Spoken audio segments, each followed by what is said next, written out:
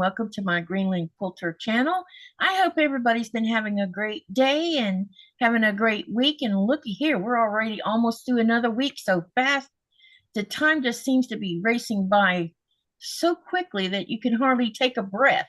I'm sure I'm not the only one that thinks that, or maybe it's just because we're getting older and we notice it more. I don't know. But anyway, I have a wingman with me tonight, and that will be Teresa Louise. And I'm so happy she agreed to join me for the sew tonight.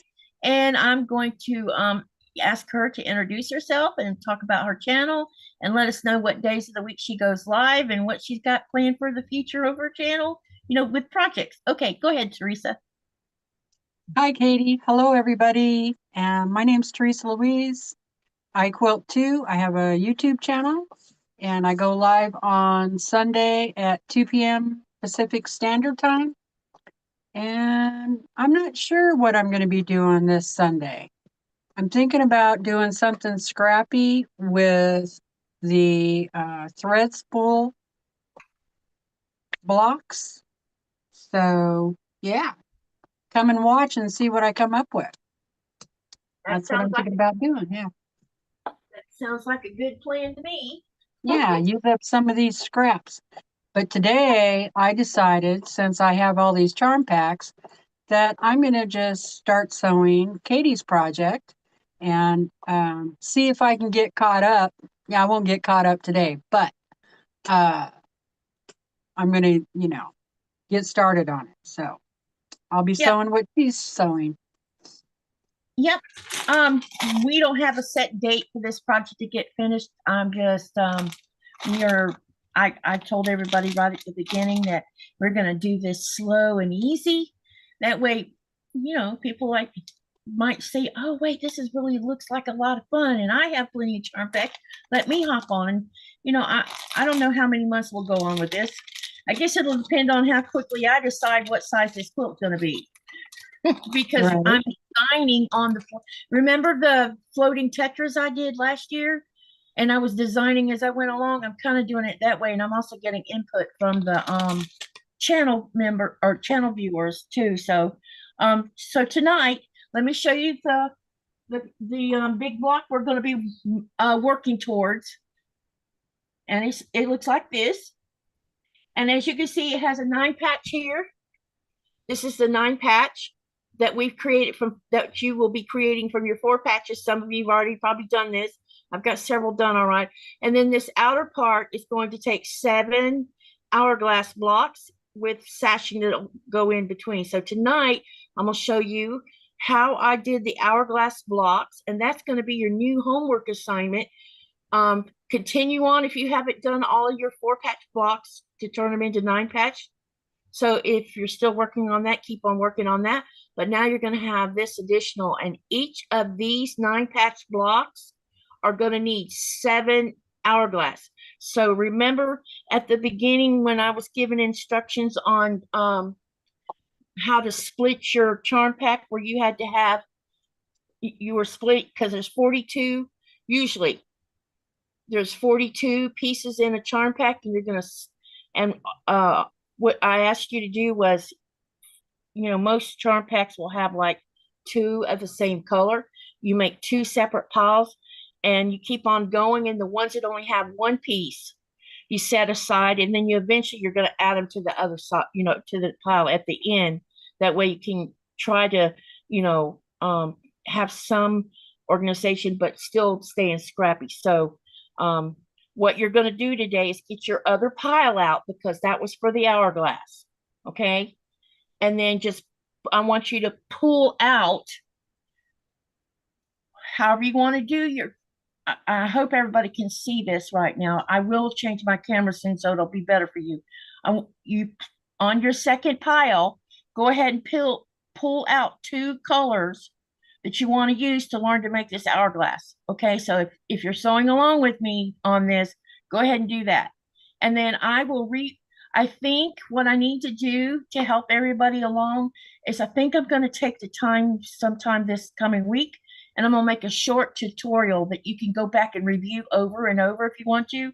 That way, if someone's left behind or someone decides to go join in the middle of our sew along, they'll have that video to go back and watch. And I hope that that helps too. So here's the plan.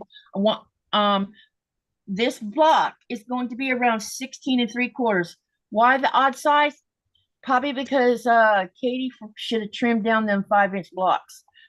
You know, made sure that, like, I'm using I'm using 3 charm packs to make this, and 2 of them were the same colorway, but then there was one that wasn't, and there seems to be a little bit of a difference in the 2 charm squares where it's just like minute. So I didn't think about trimming them down. It's too late now to worry about it, but I did write on the first the one that because we started this in February, and I have if you go back to Thursdays, I have everything in folder, or not folders, but playlists. And if you go to my main YouTube channel and go on playlist, you'll find Thursdays is for sewing. That starts the title, and you click on the one that says Thursday, and if you'll go back to February the 20th or 22nd, I think, you'll find the first one, and down underneath the description box, I have wrote a long bit of information for people to read. But like I said, I'll make a new video or make a pre-record so that you'll have a better way of following it. So what we're going to do today is I'm going to show you how I'm going to make this block the way I did it. Now, you do not have to do this hourglass the way or you don't have to sew it this way, but I will tell you that we are going to have to trim down the half square triangles in order for them to be the same size as your 4-patch, because your 4-patch is supposed to be 4.5 inches squared. So these hourglass also has to be 4.5 inches, and you can't trim it after you sewed it together because you would lose the point. So you've got to pre-trim the half square triangles before we sew them together. So I will walk you step by step on how I've done that. Okay. And let me say hello to everyone in the channel, and then we'll get started. And that gives Teresa enough time to split her charm pack. And anyone else who may have joined in also. Okay, so Robin was the first one in the channel today. Any of you that just joined, there is a poll up at the top. If you want to play with the poll and vote. And then if anyone who sticks in here the whole time, remind me to do the poll before we log off tonight, to give you the stats on it. So hello Robin, and hello Susan. Hi Sherry, welcome. Hey Mary P, hey Muriel, hey Mary G, hello Misty, hey Jean, welcome. Hello Teresa, she's here. I already said hi to her because she's also in the chat. Hello Pat, Misty, welcome. Lori Colgan's here. Hello. Hey Pat Boo, welcome. Okay, looks like I got caught up. Okay, so what the first step is I because I pulled out my second pile, I pulled out one square here that is darker, or you can, if you wanted to, you could do, if you have lots of dark reds or dark pinks or whatever you got that's a contrast to this lighter color, try to do it like this. And then what you're going to do is you're going to take these and you're going to turn them face to face like this. Can everybody see this okay? Because I don't think I can get the camera any closer, but hopefully y'all can see what I'm doing. You're going to make sure it's all lined up real good because you're going to make this, yeah. Okay, I have already made a pile of them too. Okay, so what you're going to do when you get these all lined up properly, and you can see that this darker one is a little bit, just a hair off from the other one. I'm going to leave it like this because we're going to be trimming these when we make these half square triangles, we're going to trim down anyway, so it's not going to matter with this particular one like it does the 4-patch. What we're going to do is you're going to sew a 1/4 inch line down one side, then come back and do the other side. Now, some people will go all the way around because the name of the game here tonight is you're going to sew this side, this side, this side, and this side. So all 4 sides are going to get a 1/4 inch seam allowance. And and it's basically what you're going to do. So I'll go ahead and what I've been doing is I've been sewing on two parallel sides first, and then turning it and sewing the other two parallels. Now, does that matter? I don't know.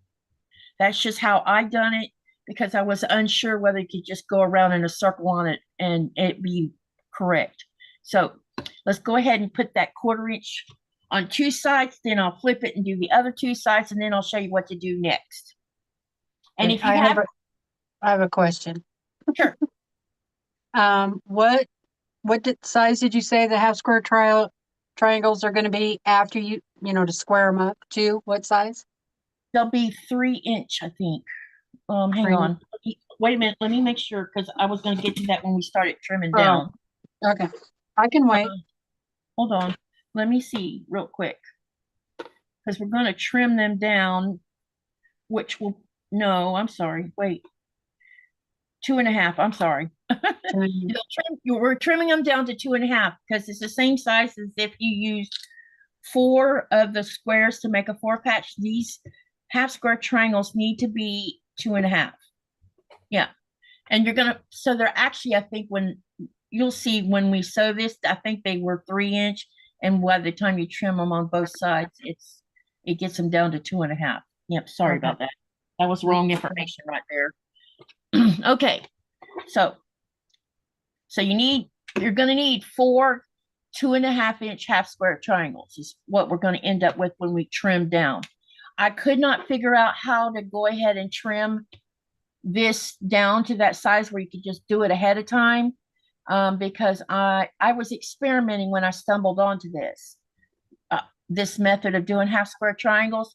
I had never seen this done, so this was me just messing around when I discovered it.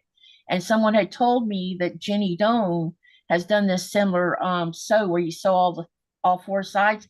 I hadn't seen that video. This was because I was just messing around to see what would happen if I sewed all 4 sides and then cut on diagonal. I wasn't really sure what would happen, and I think that's why you've heard me say that I don't always understand the mechanics of a block. I don't have that understanding yet, and by discovering the mechanics because this is basically a mechanics of the block when you stumble onto something like that. At least that's how I see it. So anyway, let's go ahead and sew all 4 sides. And if I'm going too fast or you have a question, stick a heart or something in front of your question so I can see it. Because while I'm sewing, I might miss something unless Teresa sees it first. Okay. Let me go back and see what else everybody's saying. Pat says she's done sewing for now. She's yawning. Okay. Let me see here. Misty says it depends on the manufacturer and how they do their peaks and valleys. Yeah, there is a difference on some of my charm squares. And Rom says, Katie, the hourglass block is called broken dishes when you add the triangles to the outer corners. Oh, well, I didn't know that. All I was looking at is what's in the middle. Have just one more block on my Dancing Tulips quilt hand quilt. Finally seeing an end inside. Awesome, Susan. All right. So, what's going on? Oh, never mind. I thought my machine had come unthreaded. Okay. Okay. So let's go ahead and sew all 4 sides. Did you have a question, Teresa?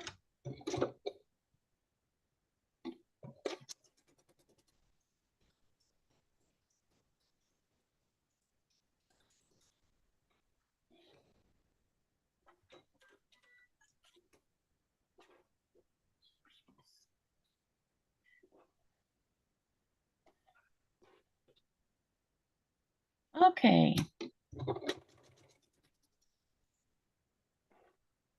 And we're going to sew the other side.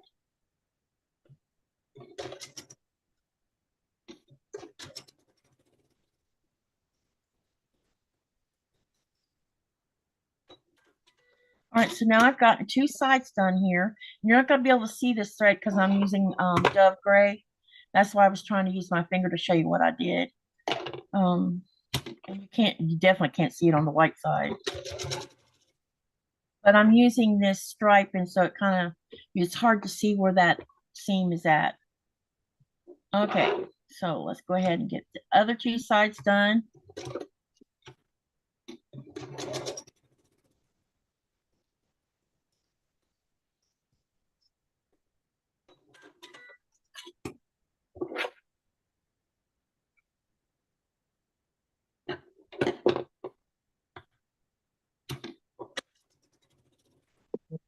And we got one more side to do, and then we'll be ready to start the next part.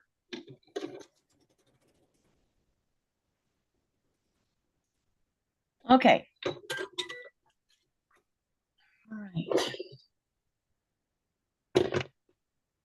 Okay, so the next thing we're going to do, and I'm going to turn this over because it'd be easier for me to see the points. We are going to cut on the diagonal.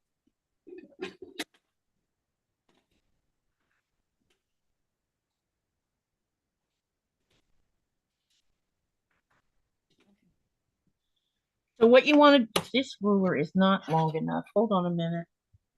I need a longer ruler. I thought I put my long rulers in here.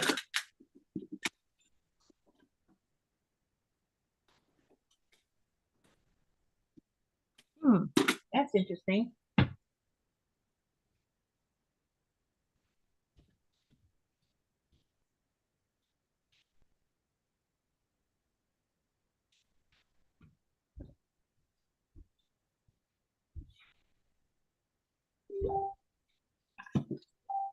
Okay, so what I'm going to do is you're going to get get a rubber cutter and a ruler big enough to go from corner to corner. And what you're going to do is you're going to line. Now there is lines on these rulers where if you feel like you're not going to, that it makes you nervous about cutting on a diagonal, you can use these. There's lines here, like there's a 45-degree angle, which is what the angle you would use for this. And you're going to line it up with a straight line at the bottom of your square. And then you're going to run the ruler corner to corner. Now, when you're doing this, make sure that you don't move this block because you're going to need to make sure it stays put. Then you're just going to go diagonal one direction. And because I don't have this on my Martelli or the other circular, because I don't know what I do with that ruler, I'm going to have to maybe move the camera just a little bit. And we're going to go ahead and line up on, so we've made the diagonal this way. Now we're going to make it go in the other direction. Okay, so I'm going to line up my ruler again where that 45-degree angle is sitting right on the straight line of the square. And then I'm going to make sure that my corners are also lined up. Okay, then we're going to cut that other vertical line. I mean diagonal, sorry. Okay, now I've done that. Now we have next thing you're going to do, because you're going to need to trim down. What we're going to do first is I'm going to, there's two ways you can handle this. It depends on what you have as rulers. We know that these half square triangles have to be 2.5 inches because that's the size squares we had to have to make the 4 patch. Okay, so you can either use a regular ruler here, and I'm going to show you both ways. That way you can see. I have a Creative Grids here, but I also have what they call, and other people have something similar that's by maybe a different company. This one I have is called Quilting a Day. I'm trying to see the best way you can see this. Can you see that okay? Yeah. Okay, yeah. So on this Quilting a Day, this ruler is interesting because you have half sizes like 1.5, 2.5, 3.5, 4.5, and all the way up to 6.5. But you also have whole numbers on this side also. But because we're going to have to use a 2.5, you're going to take this ruler, and where it says 2.5 here, you're going to line it on your seam where you did your sew seam. And then you're going to trim the excess off. And you can do that while the triangle is still folded. Okay. So I'm going to show you two different ways to do this, only because some people don't have this specialty ruler, but they do have a regular ruler. So all I'm going to do is take one of these half square triangles, and I'm going to line up my ruler so that this 2.5-inch line is sitting right on the sew seam that I just made. It doesn't have to be perfect in the middle. You just got to make sure you're on that straight line with the 2.5. And I'm going to turn this over where I can see better, I think. Nope, can't see it. Go back the other side. I was just seeing if I could see it better on the other side. Okay. I've got it lined up. Then all you got to do is trim it on both sides. And now you have a 2.5-inch half square triangle. And then all you need to do is press it and then trim off these what people call dog ears.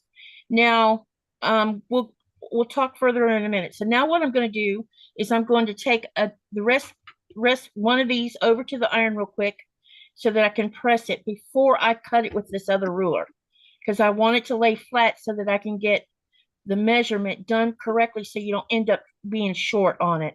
Now some people are just fine with finger pressing, but when I'm doing a trim down this method using a regular ruler, I want to make sure I'm not miscutting, because if you miscut, then you have a square that's not the right size.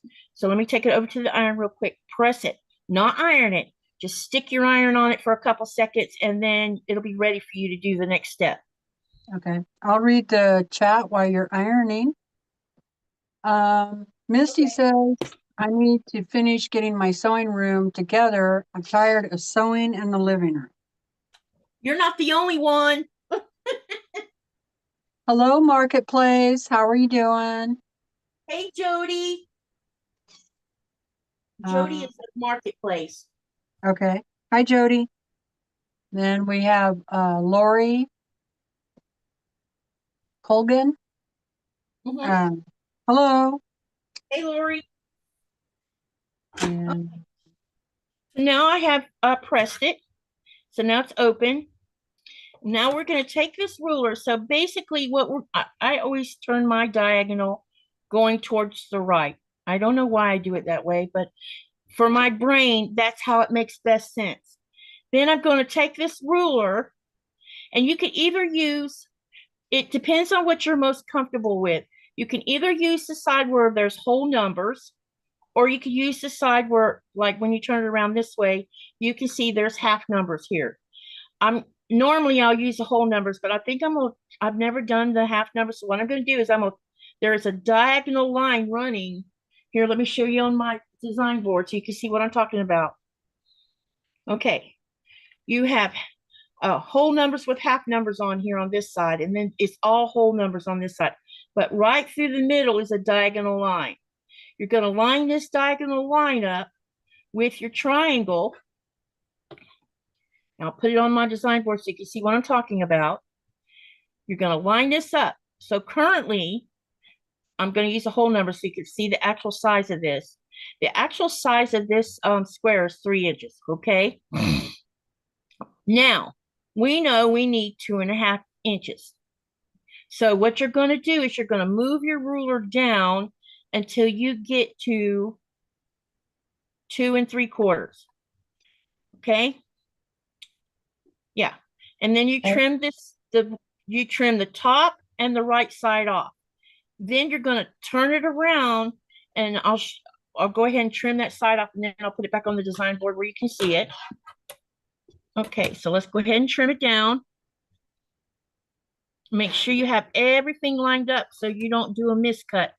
Always check twice, then cut. That way you know you haven't made a mistake. There's also like these little corner, I don't know what they're called, but they're like little corner ticks on these diagonal all across this ruler when it's going at an angle, and you can actually line that up with the corner of your block.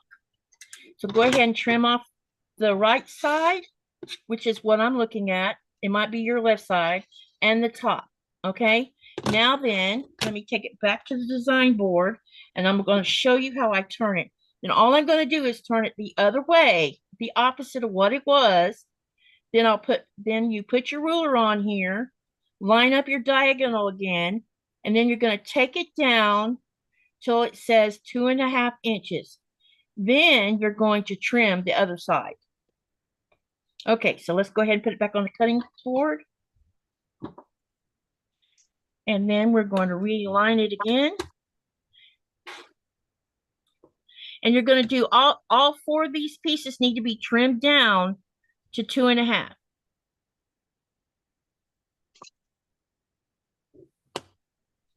Okay. Pat Boo says, easy way for sure. And then she says, slotted trimmer is what she uses. Okay. See, I have a bigger slotted trimmer, but I didn't know what the little, until I asked someone what the little openings were around the corner. But I think it's in my sewing room somewhere. Do I know where it is? No, because everything turned into a disaster.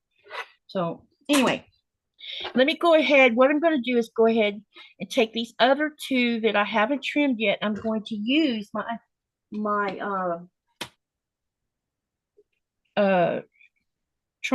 triangle up ruler or down ruler, whatever you want to call it. I'm just going to go ahead and do it now, and then I'll press these blocks, and I'll show you how to trim off the dog ears by hand, since I don't have because the slotted ruler that Pat mentioned, apparently you can run the blade inside the trim part up, or the slot part, and it goes ahead and takes care of your dog ears. Yeah. Quilt Meets World. Hey, Russ.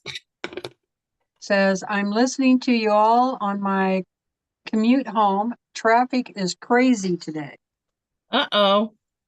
I'm happy to hear you're watching. Thank you. Okay. Or listening. Or Don't be listening, sorry. watching. You gotta drive. I meant listening. I meant listening. So sorry.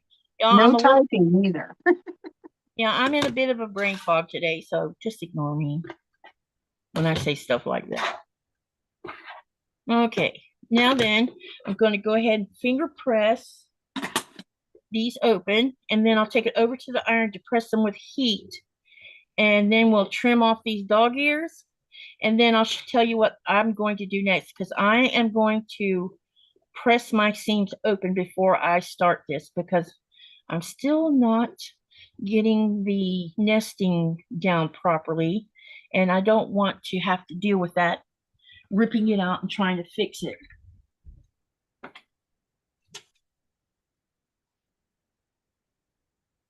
So I'm pressing right now. Anyone say anything, Teresa? No, I'm all cut up. Oh, wait.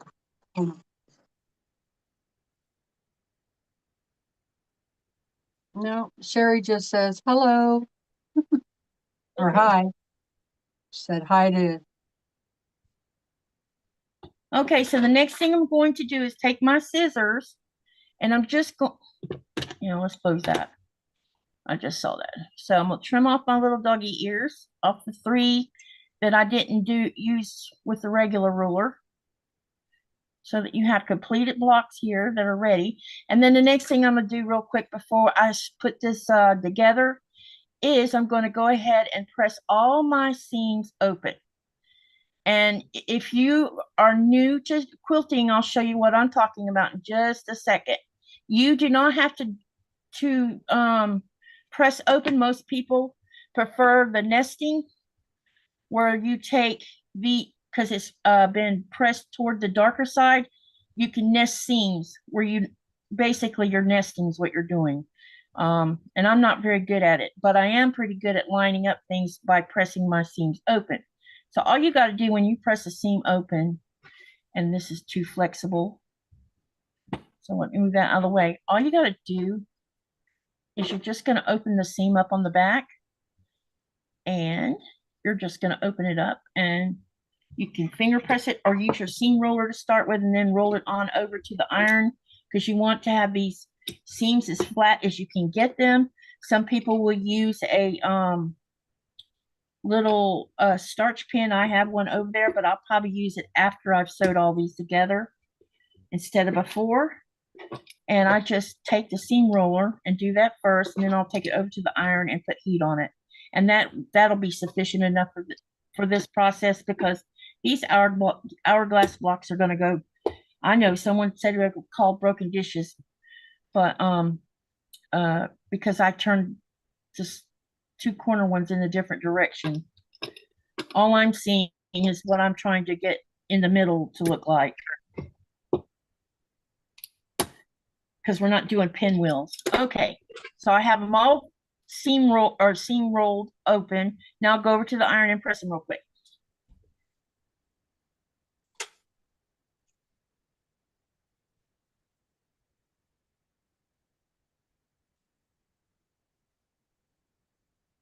That's kind of like when they renamed the square in a square. But if you add another row, Yeah. it's called the economy block. Yeah, and do you find that confusing when the names get changed like that? At first, when you first start out quilting, yeah. But then you get, you start getting used to all the names of the blocks or the acronyms. Those are what is hard, is all the. Yeah, the acronyms are even worse because some of Yeah. the newer acronyms I've been seeing, I'm like, what does that mean? Or what does that stand for? Okay, so one of the things, you notice that I cut a block that has directional fabric. And I've done that on purpose because I'm going to show you something that you can do because it's directional. Now, you saw where I did this block. Now, I'm going to show you what one looks like when you have directional. And let me get my design board because it'll be easier for you to see what I'm doing. There's different ways you can do this.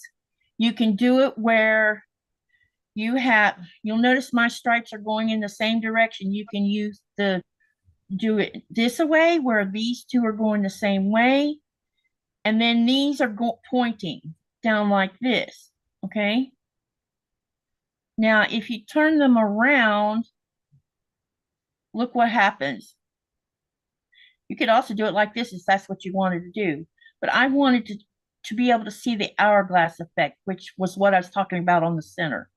But you notice that with these directionals, because they're in a half square triangle, you can get an actual interesting effect here where you have two different directions going on. Here you got them going this way, along with these going this way, or you can turn these back around like this. And I think it's not going to matter when I turn them around.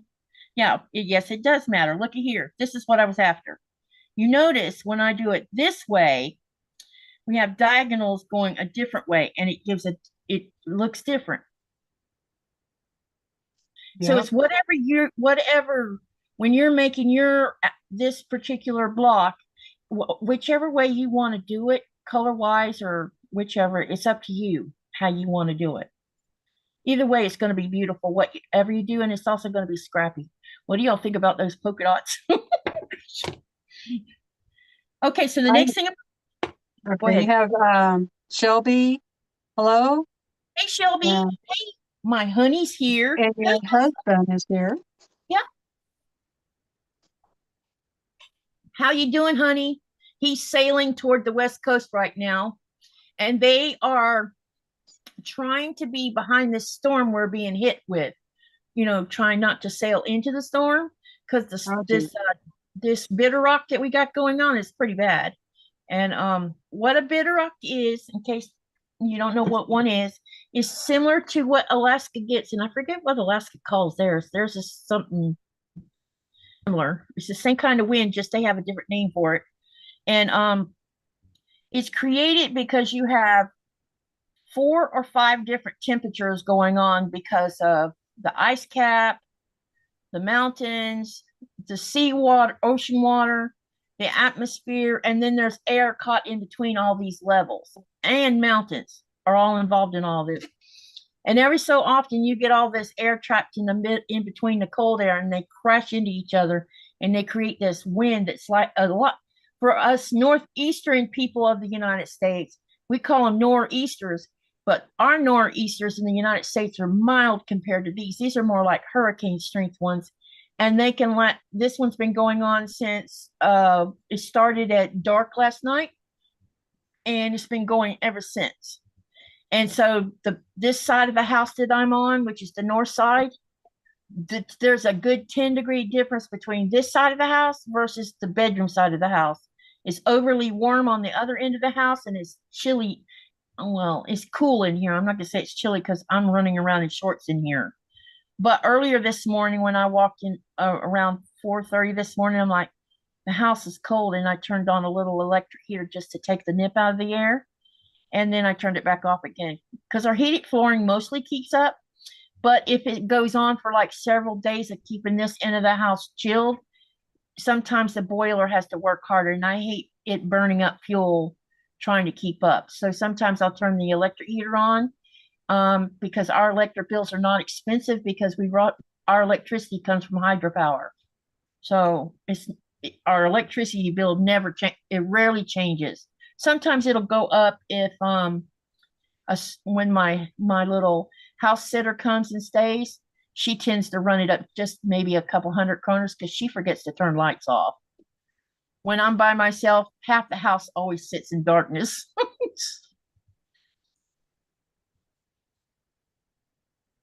So what I'm doing is I'm pinning them together right now, and I'm making sure. I wanted to point out something because we have two seams coming together here.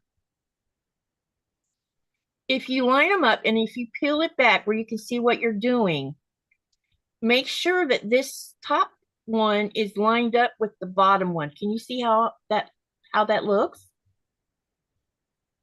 You see how I've got both of them lined up? And then because I got it lined up, what I'll do is I'll go ahead and put a pin in it.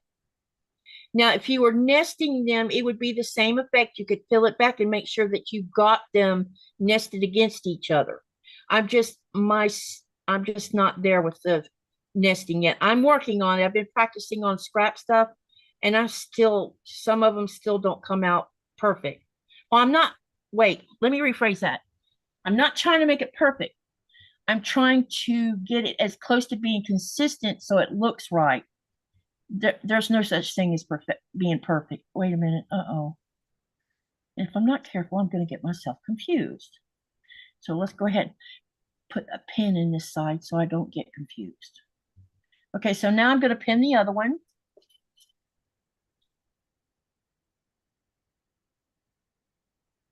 And then I'll flip it over and pin the other side.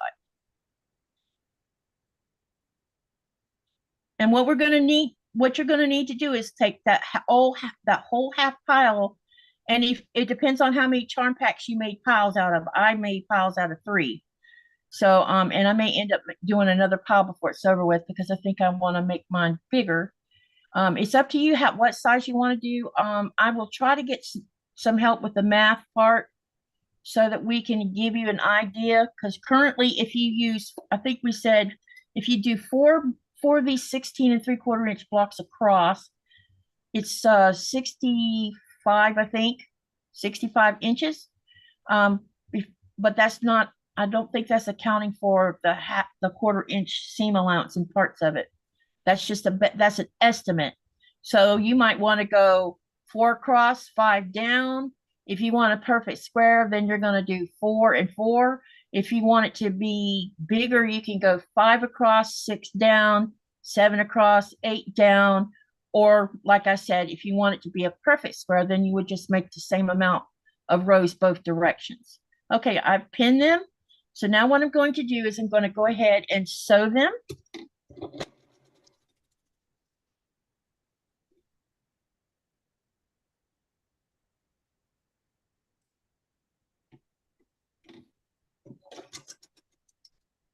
Hi, Joyce. Wrong with you? Hi, Joyce. Welcome, welcome. In case somebody doesn't know what that beeping is, that's my iron. It's telling me I'm going to go to sleep if you don't use me. I don't know how to turn that thing off. All of the directions were not in my language.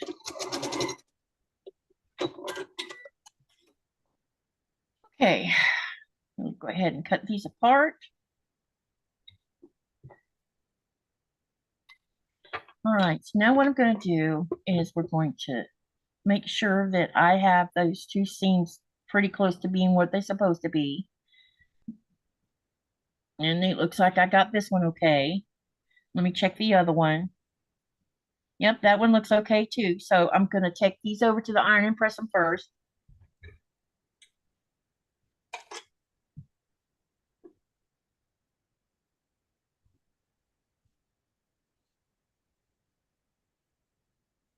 Hello, Fever Dream Animation.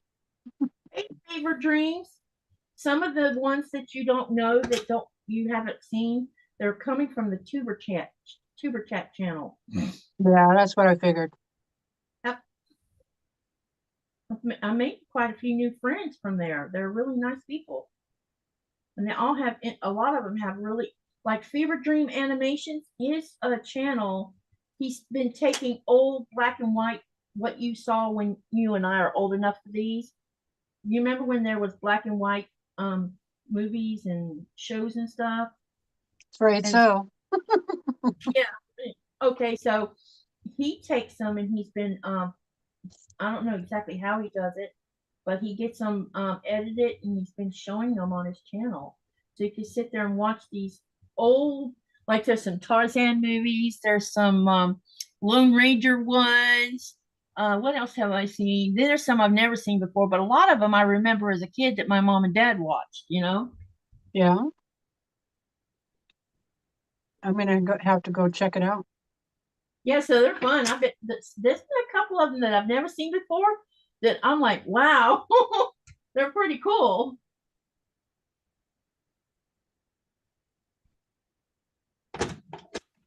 Okay, now, I just want to show you something. You could actually turn this into a pinwheel if you wanted to, but that's not what we're doing. So what you want to do is now we're going to take this so you can see how I line this up right here.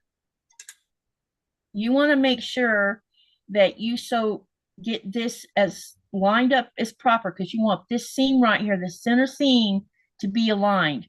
It's no, don't worry so much about what the corners look like. It's right here in the middle that you got to worry about because you want this center seam to match. And then you're going to sew your 1/4 inch seam. So I'm just going to turn it this way. And then what I like to do, and I need to get rid of a tail here. I'm going to get rid of my thread tails for one thing. Then I'm going to take a pin and I'm going to put it, just best guess, about a 1/4 inch down right through the center of that seam and make sure it's coming out the seam on the front, which this wasn't. Because what I'm going to try to do, I do this to make sure that this center seam lines up. And then I put it through the center seam of this other one. And then I pull it together. So now I have that center seam together. Then I will take and put a pin here, but make sure on these outer edges that these are lined up as well. And then put a pin in it. It doesn't have to be perfect, just, lined up as good as you can get it. Then you go to the other side and do the same thing because I'm doing corners next before I ever do the middle. And then line up, make sure your seam is lined up here. Yep, there we go. And then I'll go back to the center and put regular pins in on both sides of this seam. Then I'm going to make sure that I have all of this lined up as well as can be possible. Put a pin in here on one side of the center. I know this is extra steps that some people don't do. I do it because it's keeping me consistent. And then I turn it around and do the same thing on the other side. That pin you saw me put in the middle, I take that out. Now I have this pinned in the center and on both ends. Now I'm going to sew it.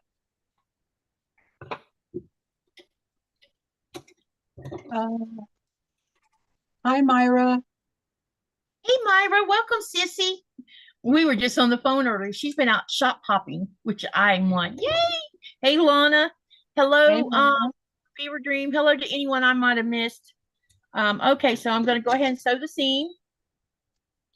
okay, and Fever Dream, I put your channel in the chat there. The link to his channel is in the chat. Myra says, Nico.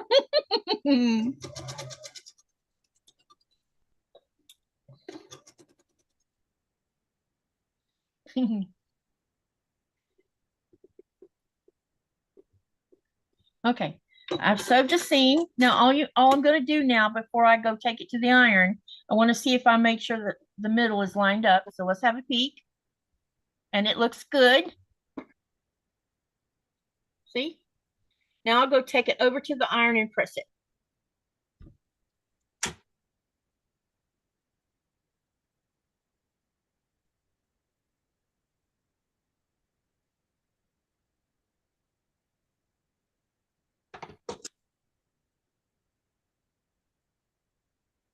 I am in serious need of changing this my little portable ironing station, the cover.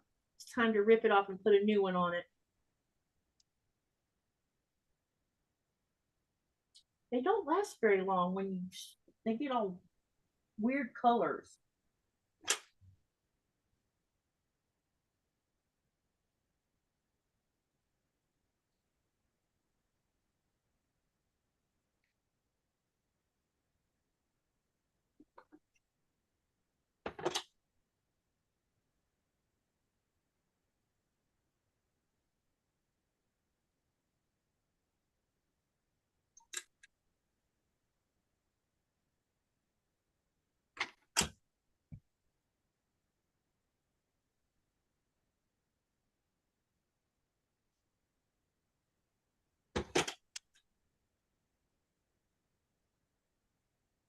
Take your ruler and just check and make sure it's a quarter. Wow, this one's really wonky. What in the world happened over here on this side? Still 4.5 though. Anyway, yep, something happened on this side. It's wonky. But anyway, this is what you end up with. Looks kind of like a bow tie. Yeah, it's pretty cool, huh? Yeah. I don't know what happened down here on this one side. It looks like Hi, hi, Linda. Hey, Linda. It looks like it. I don't know, but I'm not going to stress over it. It's okay. It's all good. So, all right. So now what you're going to do is remember for every 9 patch block that you've made, and I'll show you the ones I've already made myself. I already had, for every one of these, you're going to need to make 9 hourglass or broken dishes, whichever you want to call it. Just make sure that it looks like an hourglass in the middle because that's the effect we're looking for. Now, you're not sewing these hourglasses on here yet. You just need to know that you need 7 hourglasses per 1 9-patch block. And just, and it doesn't matter. You can decide when we get ready to talk about sashings soon. Just make the blocks. That's your homework assignment. Make enough for however many you're deciding to make. Now, if you're going to do, let's do the math here. If you're going to do, let's do an example. If you're going to make a square using 4 across, 4 down, that's 4 times 4 is 16. You're going to have 16 blocks, right? Yeah, 16 blocks. So you're going to multiply 16 times 7. And 16 times 7 is, that's correct, right, Teresa? 4 by 4. Yeah, 4, Sorry. 12, 16. So I got that part right. And then for each 9 patch, you're going to do 7. So that's 16 times 7. So for just that size, you would need what? Really? This says 112 pinwheels. Does that sound right? Nikolaj wants you to show the lobster. Oh, he wants me to show the shrimps. Or the shrimp, yeah, before he goes for a nap. Oh, all right. Hang on, babe. Hold on, y'all. He wants y'all to see the size of these shrimps that they've caught off the East Coast. So will you keep it on the channel while I do this? According to my calculator, it says 112. Yes. That seems like a lot, doesn't it? But if you're using 3 charm packs, that makes sense. Or 4 charm packs, you're going to have a lot of them. Yep, 112. All right, let me go find those pictures of the shrimps.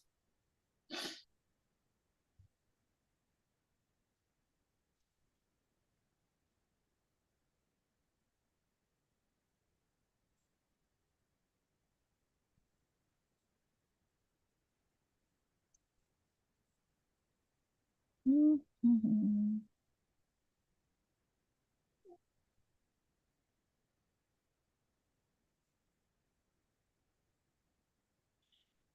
So your homework assignment is going to be making however many, whatever you decide upon on how many of the 9 packs you're going to make. You need to make sure each 9 pack has 7 hourglass for it. So if you want to make a wall hanging where it's just a small wall hanging or something like that, you can do that. If you want to make a lap quilt or a throw one or a full size one for a twin bed or a queen size, you're going to have lots of blocks to make. That's why we're not rushing through this right now, because I don't want anyone to feel like they have to get this done in 3 months. This is not going to happen because I would never get it done in 3 months because of the amount of squares we're dealing with. Because we're using a lot of charm packs. Oh, come on. I don't know why this always gives me trouble. Because it's Facebook, that's why.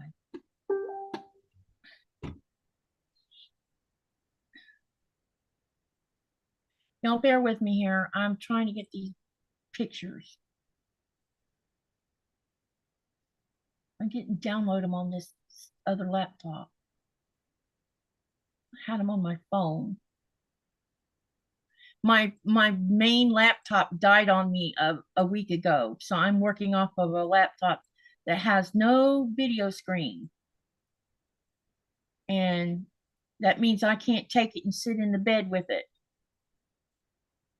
which is annoying because I'm spoiled. Anybody making comments, Teresa? Oh, let's see.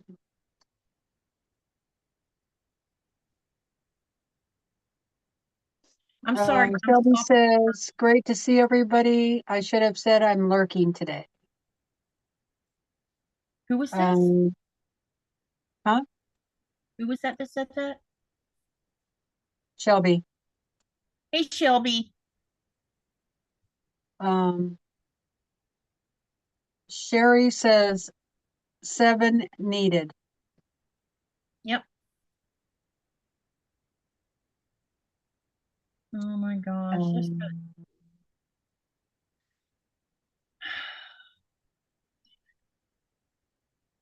And then people are just doing math.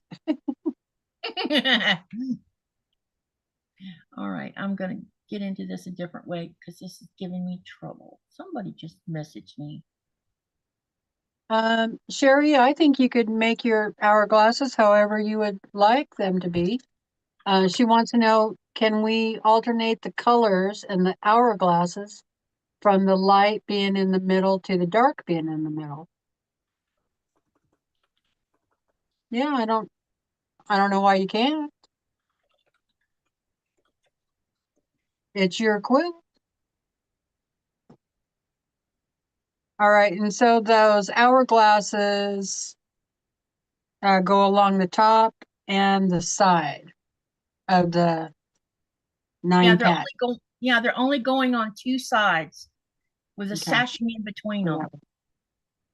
And I'll show you I'll show you the example in a minute. Let me so that would be 7. Yep, so it's 7 per 9 patch, not all the way around. Or I mean, if you did it all the way around, you would need 14 of them. Yeah, I got it. And we're not doing hourglass. We're not doing that. Nope, not happening. It's 7 per 9 patch. 9 patch. I'm making notes. Okay. Yeah, we're not going to do all the way around because that's, I'm trying to do something different without making it too complicated. And I think doing it all the way around would just complicate it more. or from me, from my brain anyway. Put it that way. Just saying. Okay, let me go to this folder now that I found what I was looking for. And then I'm gonna bring it up on the screen. Maybe. It's, yeah. Thank Okay. you. Okay. I think I got my math done.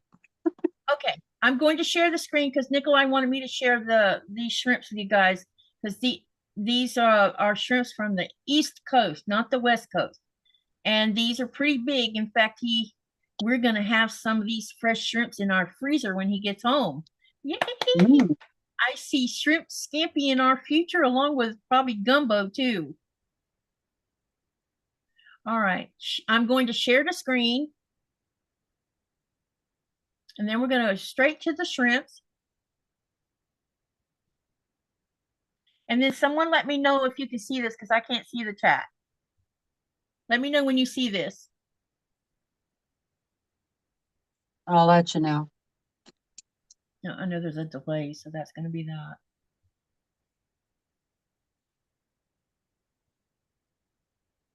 Can you see it? Not yet. It's coming up. Okay. Here it comes. Yep, there it is. Okay, these are Northern Atlantic shrimps. And these are really good sized ones. And I'll show you when we have another picture so you can judge what we mean by bigger. This is eggs inside of these shrimps up here. That's what those are. So these, I don't remember what Nikolaj said. They get graded. They have like grade numbers for them or grade letters for them based on their size. And Nikolaj will have to tell you what grade these are in the chat because I don't remember what he said on them. But anyway, let me show you the size of it based on a man's hand.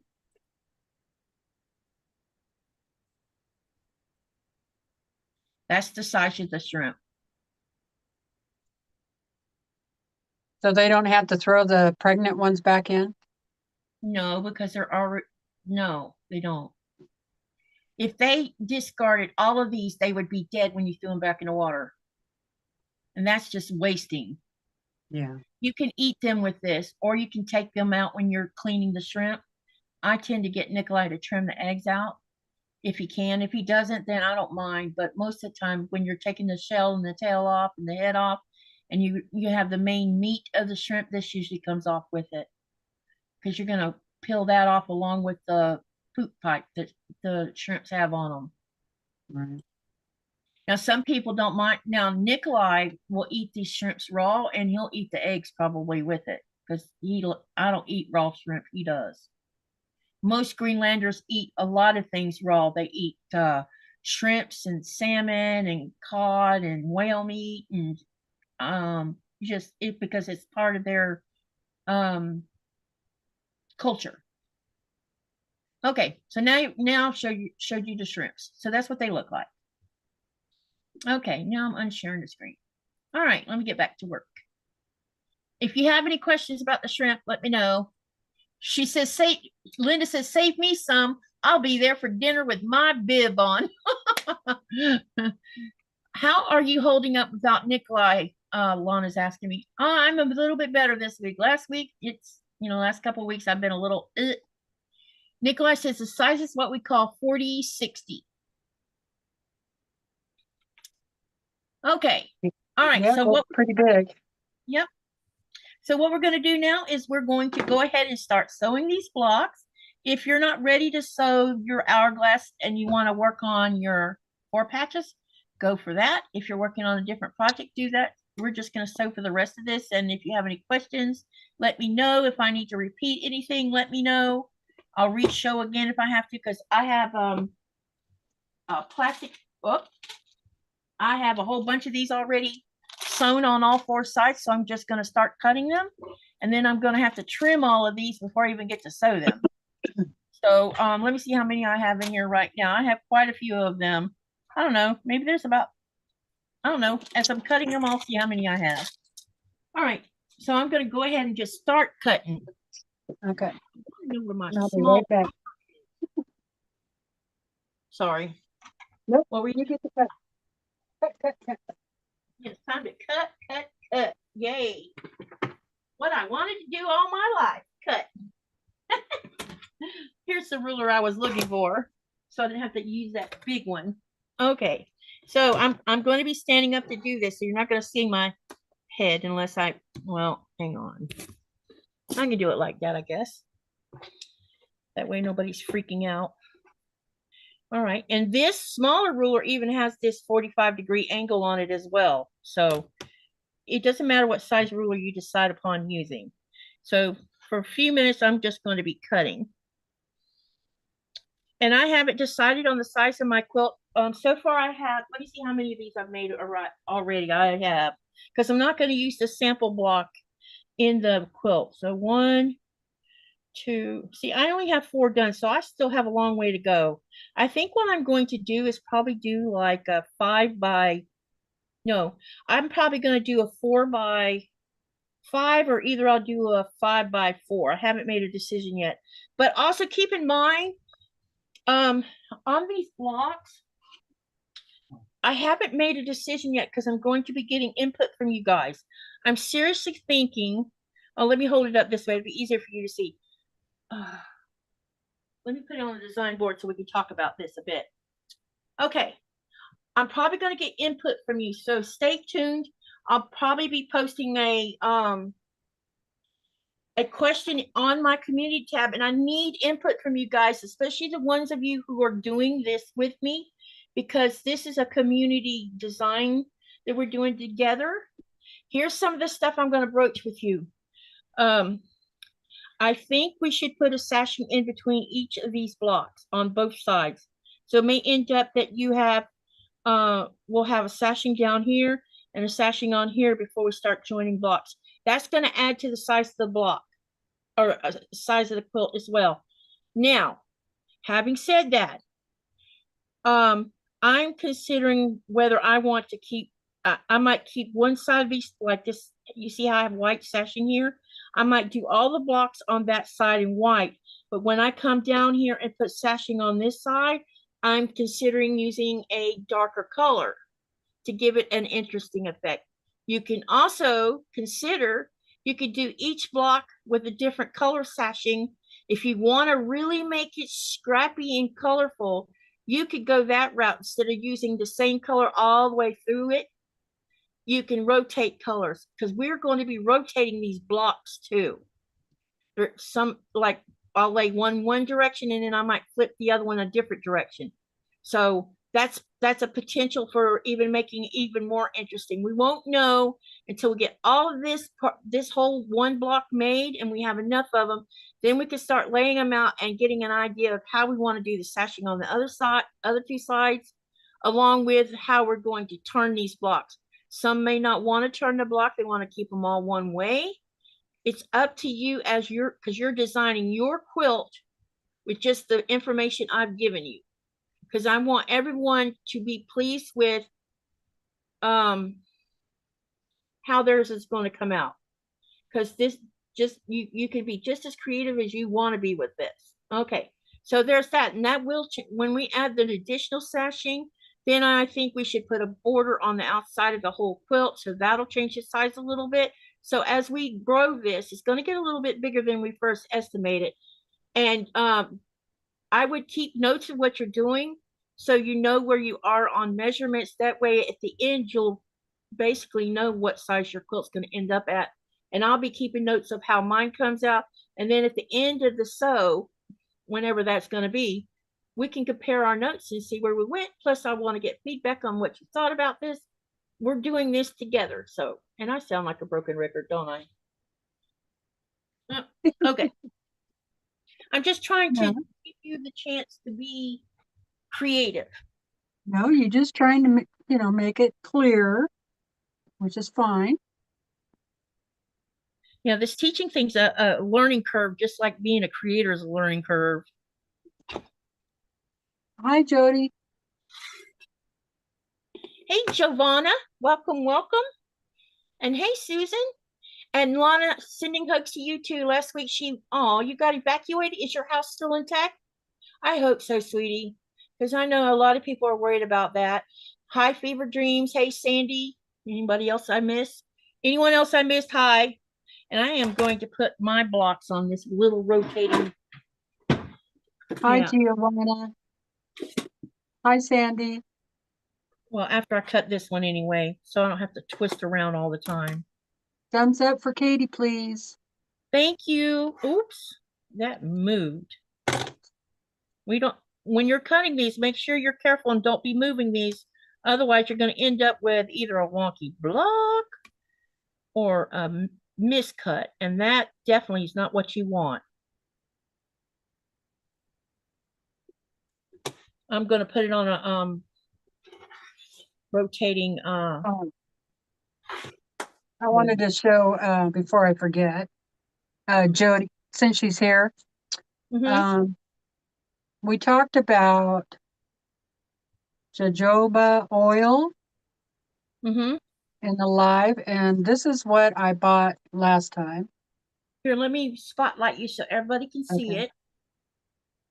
And it says that it's 100% pure and natural, cold pressed, unrefined for hair, face, body, and all hair skin types, cruelty free and vegan. Non-GMO certified. Did they use animals to make jojoba? No, I didn't know there was anything animal in it. no, but you know, I they're know gonna you put it on there anyway. it's gonna be on there, you know. Yeah. Anyway, I found this one to be really light and pretty, you know, feels clean, not nice and smooth. It's a seed oil. Okay. And So you use it in your hair too? no, I don't use it in my hair. But no, I don't think I would use it in my hair. I think for some hair types, that might work. Or if I did, I might like, I don't know, put it in there for 10, 15 minutes and then let's say if you had a dry scalp or something, you know. Or either if you had the bottom of your hair was dried out, it'd probably be good for that. Yeah. When I was in the church, and you had to us women had to come to church in a specific way with our hair. So a lot of people used hairspray, including me, but I bought hairspray that had mink oil in it because I couldn't stand regular hairspray that made my hair dry out.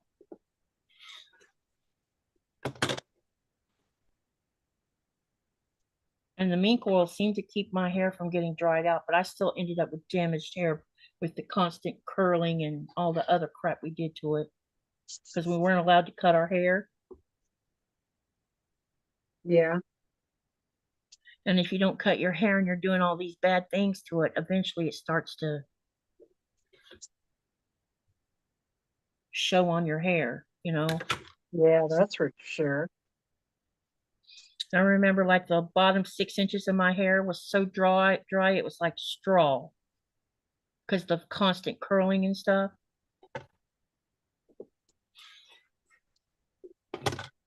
And I got where I started braiding my hair just to avoid putting curlers in my hair because I felt like the curlers was what was contributing to drying my hair out.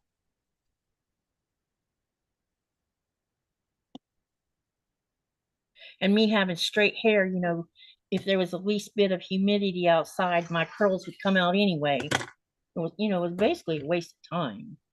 And it was a lot of aggravation. And I didn't like having my hair put up on my head because they tease your hair and gob it with hairspray to keep it stiff. And that's worse on your hair than doing what I was doing with regular rollers, you know? My mom had her hair up all the time, and you never knew how long her hair was until she would have it down. And my mom had hair almost to her knees.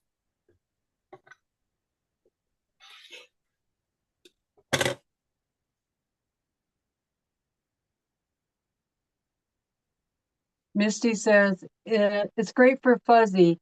Just a little bit on the ends help. Okay, so you're just going to dab it on the end, not put it on the scalp at all, which makes good sense. Hi, Denise. Hey, Denise.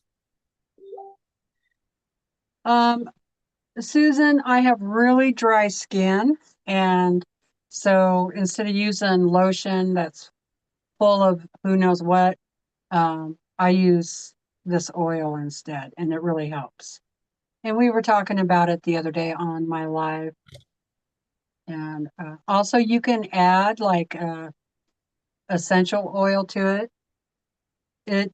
This doesn't really smell bad at all. It doesn't really have a.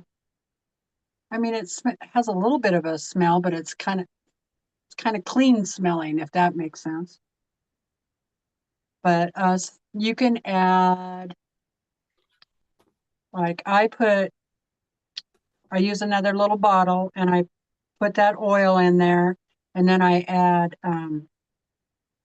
lavender, St. John's wort, and can't remember the other one. It's a recipe from my herbal book for it's called Sprain and Strain, and I use it for my fibromyalgia pain, and that really helps. You rub it on your fibro spots, and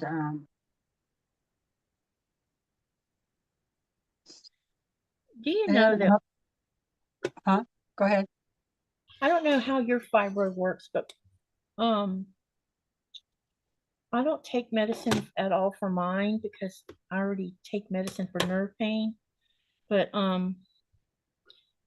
do you have this do you experience this where if somebody like does this to you, just push their finger, they're not trying to hurt you? But even when I do this, can you see? Oh, you're spotlighted. Let me unspotlight you. Sorry. This right here, if I just do that, that's painful. Yeah, Sometimes someone will come up and like poke me, and they're not poking me hard. See, up here doesn't hurt, but if you poke me here, that hurts. It's like I yeah, have weird spots all over my body where it wouldn't take much to put, or like if you poke me on my hip or something, it would nearly put me on the ground. yeah. And I wondered if you experienced that with your fibro. Oh, yeah, definitely. That's a lot of what it is. Uh, it's like pressure point spots, but Yeah. um, you can have both. You could be, you could have trigger point issues, or you could be having fibromyalgia issues, or you could be having both. I have both. Uh, so I will take that oil that I mix and like I'll put it on a sore spot, like right in Mm-hmm. here. This is a sore spot right here. Mm-hmm. And then I'll put some oil there, and then I take a spoon and I just use that spoon and kind of Massage it rub in. that, massage it in there, rub it out, like hold the spoon down on that point for a few seconds, only until it just starts to hurt. And then don't go further. Don't make it hurt. You don't want to make it hurt.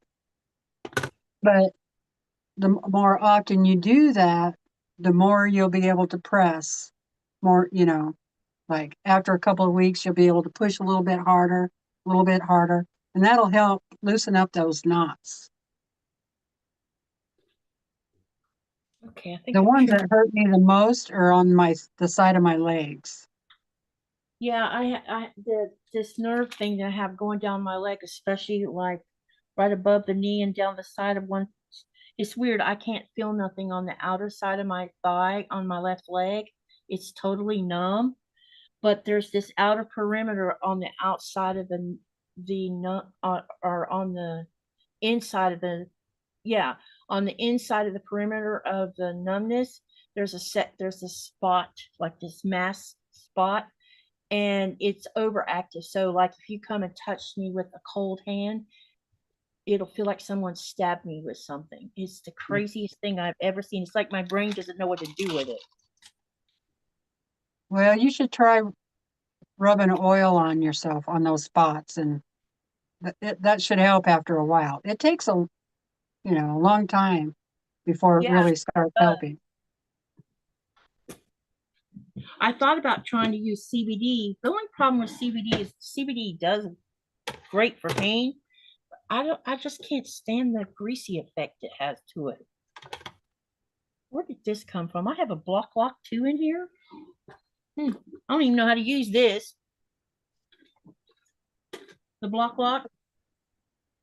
Yeah. You know how it's interesting about these rulers. You're a newbie and you watch a video, like with, especially when I started watching Fat Quarter Shop, and she'll show these rulers. Like I have a few rulers I still don't know how to use, and Okay. they talk about how they do this and this and this, and then they put it on sale, so you buy the ruler. Then when you get the ruler and you get to looking at it, like her video versus what you're seeing on the ruler is confusing sometimes. All right. Good teacher, I'm not saying that. I'm just saying with these rulers, they're not as, what do you call, so. Let me show you. Okay, let me spotlight you so you can show me. And if you just keep this in your head, this ought to help. Now, except for you can't use this very if you press open. At least Okay. I can't. Okay, so I don't use this if I press my seams open. So if you're pressing to the dark side, the dark side, so I press this to the dark side, right? Okay. So my seam is on the dark side. Okay. Okay. So the words that say block lock, that goes on the dark side. Okay. Always. Always. Okay. Is that right? Hold on. I might have said that backwards. It's okay. No, it goes on the light other side. side. Yeah, goes on the other side. Okay. So the block lock goes on the side that doesn't have the seam on it. Okay. Okay. So if you just remember that, then you know how to set it, right? And you just kind of do the same thing, Katie. All right. So let me say it again. Okay. So here's my half square triangle. Yeah. This is my dark side. My seam is on the dark side. Okay. The block lock words, these big words, Yeah. go on. And you can just set your ruler on there and then slide it forward and it'll stop right on that seam. Oh, okay. Gotcha. And that's how it locks right there. Locks right on that seam. All right. And then I just go forward until I have a little bit on two sides. Yeah. I trim that off and then I spin it around, and then you can slide it back down. You can slide it all the way down like that. And then find your measurement. Like I would do 2 inches or whatever on this one. Find your measurement on the ruler and then trim up the other 2 sides. But you always want to do all 4 sides when you're using this. Yeah, otherwise you can have lopsided half triangles. Yeah. Okay. I'll have to test run that. I'll have to test run that after, when I'm not on a live. That way I can use some scrap triangles. Yeah. Now, can you leave it pressed to the dark side, use the block lock, and then open the seams afterwards? Yeah. Yep. Okay. There's a couple comments in here. Denise says, I have neuropathy. Neuropathy. I know. Yeah, neuropathy. Man, that's tongue-tied for me. That's weird. She says, I know about that knife, needles, and electric shock. The electric shock part of it is scary because I'll be standing up or doing something, and all of a sudden there's this going on in my leg, and sometimes it nearly puts me on my butt because of it's painful when it happens. And the reason I have that down that side is because I have two prolapse disc, and that nerve that runs down my leg must be caught in between L4 and L5, I guess, and that's why it's affecting one side of me. And there's a couple spots like on the left side of my calf that's numb. Sometimes I feel like one of my toes is numb, which is very strange sometimes. Sometimes, like the other day, I was in my shoes and I went to the store, and your second toe, your toe right next to your big toe. I was in the store and suddenly I felt like I had needle, like a piece of glass or needle poking my toe next to my big toe, and I'm like, what the heck? So I pull my boots off and pull my socks off. There's nothing there. So it must have been a nerve thing going on. Yeah. You can take me off of full screen now. Okay. Thank you. Reminding me. Somebody, So bad about it might have been you or somebody in the chat. Fibromyalgia is like a nerve issue or causes nerve problems. So a lot of the medicines they use for like neuropathy or whatever other nerve problems there are, they will use that on fibromyalgia patients. And I was actually taking that Lyrica for a while, and I don't know if you guys remember, I actually started feeling pretty darn good. But then I started having heart problems. So I don't know, I don't know if I'm not saying it was the Lyrica. I'm just saying there was a potential for it to be the Lyrica. Yeah. Well, so I quit taking the Lyrica, and but I still have the heart problems, which is a bummer because the Lyrica was working for me, Yeah. Have you thought about trying the alternative in gummy form or something? I have discovered while I was in California for that 7 months. Remember when I was so sick all the time? I had gone up there and talked to them about my pain because I wanted to see if I could do an alternative to use the opiate that I'm on. And they said, sure, let's do this. And she told me how to handle it, and I did. And I went home, and she says, come back in a week and tell me how it went. And I did. And it actually took care of my pain without giving me the side effects that most people would think you would get by eating gummies like that. It was, but I was doing half doses too. I wasn't doing the whole thing. I'm pretty sure if I just started out doing the whole darn thing, I would have had a side effect, the kind of side effects some people don't like. And, but I found it to be very effective for my pain, and and I wasn't having to, take the Tradolin, which is fine by me. Because I'm always leery about I don't think addiction runs in my family, on my side anyway. I mean, my dad had alcohol problems before he quit drinking, but no one in my family that I know of has drug addictions. And so, but I'm always mindful of that from living with a husband that had drug addictions.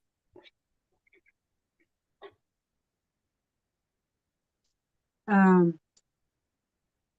would have to talk to my doctor about it because I'm on pain management, and you have to sign a contract with that, and yeah, because they're going to make sure you're not abusing your. Right. Do they drug test you every so often too? Yeah. Yep, I remember doing that. Sometimes they drug test me here too. I think I've only been drug tested once. And I think that's because they give me a hard time about the Tradolin quite a bit. But then when they look at my history, what I'm taking, they're like, that's all you're taking besides the paracetamol. I thought, yes. And then they'll ask me, well, when do you take it? And I'll tell them. So you do without all through the daylight or all through the daytime when you're up and running around? I said, yes. I said, I suck it up when I'm awake, but I cannot suck it up trying to sleep because that's what keeps me from sleeping is pain, part of it. The other part is I can't shut my brain down. That's the other part of it. All right, I'm going to stop cutting here in a minute, and I'm going to start sewing some of these blocks now that I got some cut because I got quite a few of them cut now. That way I can sew. When I lived in Oregon, I had more options because all of that stuff was legal. Yep. And I used to actually make my own tea. Oh, I've never thought about trying it that way. Yeah.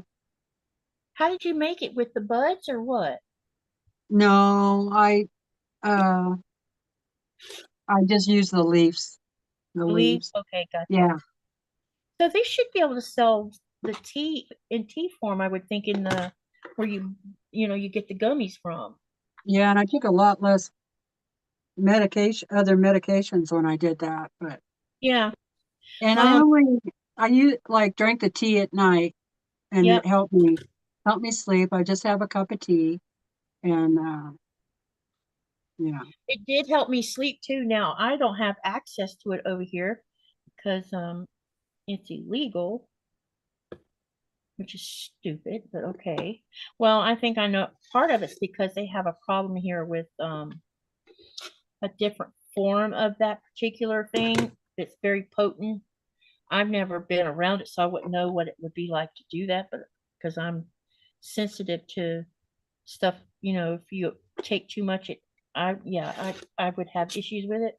But apparently that's a big deal over here that someone keeps trying to bring it into Greenland and they keep catching them.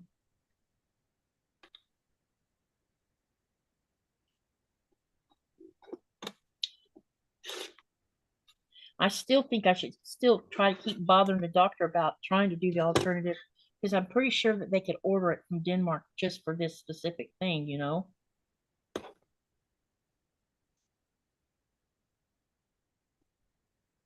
Yeah. Laura, I'm not sure if I want to try gabapentin. Um, I know they use that for neuropathy people. Um, I think I'm kind of like at this point, kind of on the same train as Denise. I would rather try to find more natural alternatives. Instead of this Like stuff. instead of taking a regular prescription muscle relaxers, some people can use valerian, which is a natural muscle relaxer, and it does work for some people. Uh, and it's all natural. And then fever flu is another natural product. I mean, there's a lot of things out there. I would get, there's a lot of herbal books out there, and they have different recipes and stuff in it that you can get. Also, I wanted to just comment here to Laura. Laura, I'm sorry you're having a really hard time right now, sweetheart. I totally understand what you're going through. I lost my mother in 2016, and it was so difficult, so difficult. And I still have it, it's not as bad as it was the first 3, 4 years. Were just terrible. And but I was a big mommy's girl, so you know. I was on gabapentin and they tried me with Lyrica, and Lyrica didn't do anything for me. Then they put me on gabapentin, and they kept upping the dosage, and all it did was make my menopause worse. It sometimes it helped with the pain, but most of the time I was so busy sweating like a pig. I'm like, screw this, I'm not doing this. And at some point they had me on gabapentin amitriptyline and a couple other things. And one day I told the doctor, I'm not taking any more of these anymore. I want all of these off, and you leave the Tridolin and the paracetamol and my asthma medication. I no longer want to take any of the rest of it. And they took me off all of it. And I'm still, I guess I'm what you call postmenopausal. I still have sweating effects going on, but I think the worst of it's probably gone now. But I really think the gabapentin was making it worse because it was crazy. I would just be pouring water off my body, Yeah. and it was when I'd have wet pillowcase and wet sheets and wet blankets. It was just insanely bad, and I felt like that it was causing more side effects than it was worth. So yes, I suffer with pain all throughout the day, but you know, until except when I go to the United States, then I can do something about it. Yeah.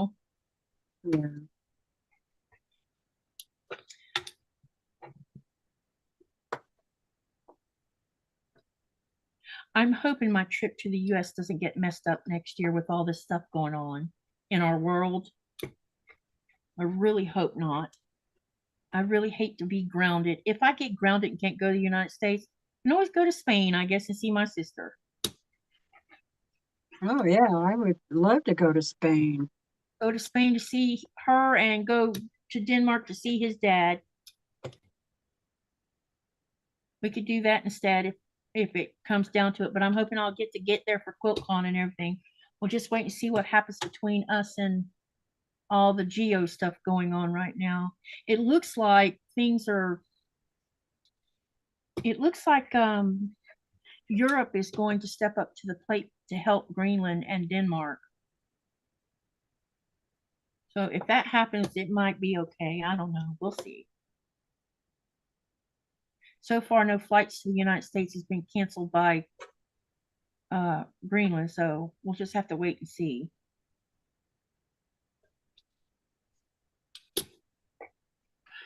I'll just pray for our little country. Yeah, if you guys try anything else, I'm not a doctor, so please talk to your doctor about Yes. anything before you do that, okay? I'm just letting you know some of the things that I've tried that have worked for me. But I think doctors need to learn how to listen to their patients when they're putting their patients on these medicines. They need to start getting feedback from us. And when we say it doesn't work, they need to take us off of it or, figure out a better way. And some of the things they're closed-minded to, they should be more open-minded about it, because those might be a more better way of doing this type of management, because I think pain management is just, or pain itself is just as misunderstood as asthma is. I mean, back when I was growing up, asthma was very misunderstood.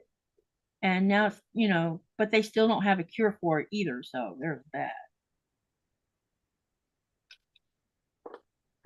Susan says, I feel like the odd one out. Some of us, with the fibromyalgia and the nerve damage and stuff like that, I don't know about Teresa, but mine happened because of a car accident I had in 1994. I got rear-ended by someone doing 65 miles an hour, and I was at a dead stop when he hit me. That started the vicious little circle. And fibromyalgia, they've determined for some patients, happens when something catastrophic happens to them. It could be a physical catastrophic something. Like with me, when the accident happened, it screwed up my back, and it took me out where I couldn't do anything for 18 months. I had to have someone come over and take care of my house, help me with my kids, because I physically couldn't do it because of the pain I was in, and I was in bad pain. And I was getting injections in my spine. They were doing a myelogram, and let me tell you what, doing a myelogram really sucks. It hurts, and it makes you feel sick when they're doing it. And I went through all of that. And then one day, about 18 minutes later, but I started seeing a chiropractor, and he was helping alleviate some of the problems. And then I started going to a massage therapist with the chiropractor, and turns out that those two things did help lessen my pain quite a bit. And if I had a chiropractor here in our town, I would go twice a month. Yeah. Because I it does can do that, but I can't, they can't touch my lower back at all. I just, hurts too much. I oh just, God. what I want them to do is, my left hip's not in alignment with my right hip. It pops out for some weird reason. And if they realign it, it seems to help with the back pain. It's interesting. Katie, I came in late, so I missed the beginning instructions. I will go back and watch the first part. I had to deal with doctors and insurance when you first started. Andrea, I can go back through it again because I have more to do. I can just tell you, I've already got, hang on. I already have the two charm pieces, or the two 5-inch sewn together. I can tell you that part, and then I can show you the rest if you want me to. I don't mind repeating myself more than once tonight. It's fine by me, because I know there's other people that came in after too. So I don't mind going through it again. So let me know if you want me to do that, and I'll do that. Right now, I'll press blocks and then give you time to answer me.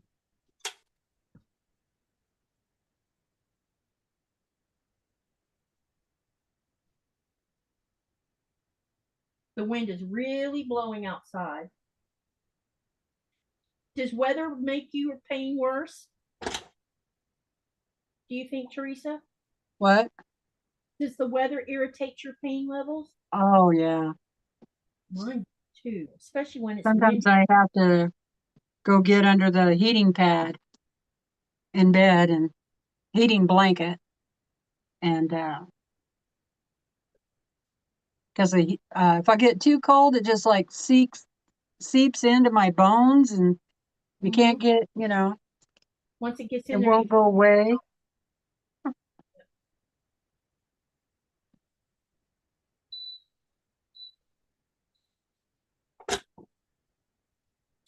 I might as well start cutting these things off. Give me a couple minutes to, she says, that is up to you. Give me a little bit so I can get the rabbit's bed. Okay, let me know when you're ready for me to re-show you. And hi, Melanie. Myra says, going crazy on Bill's computer. Oh, what's going crazy on Bill's computer, Myra? And then Denise says there was a French oh, I missed something up here. Denise says there was a French researcher denies access into the US because they went through his phone and found some anti-teen remarks in his text. That is such caca.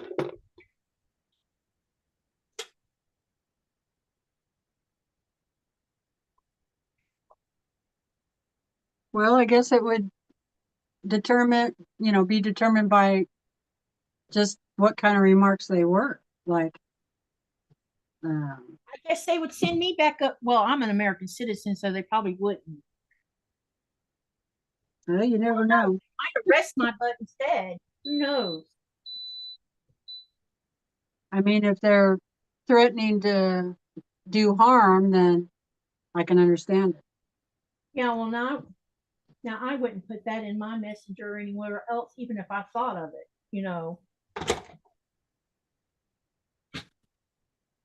I have been breaking off my fingernails left and right today. I don't know what the deal is.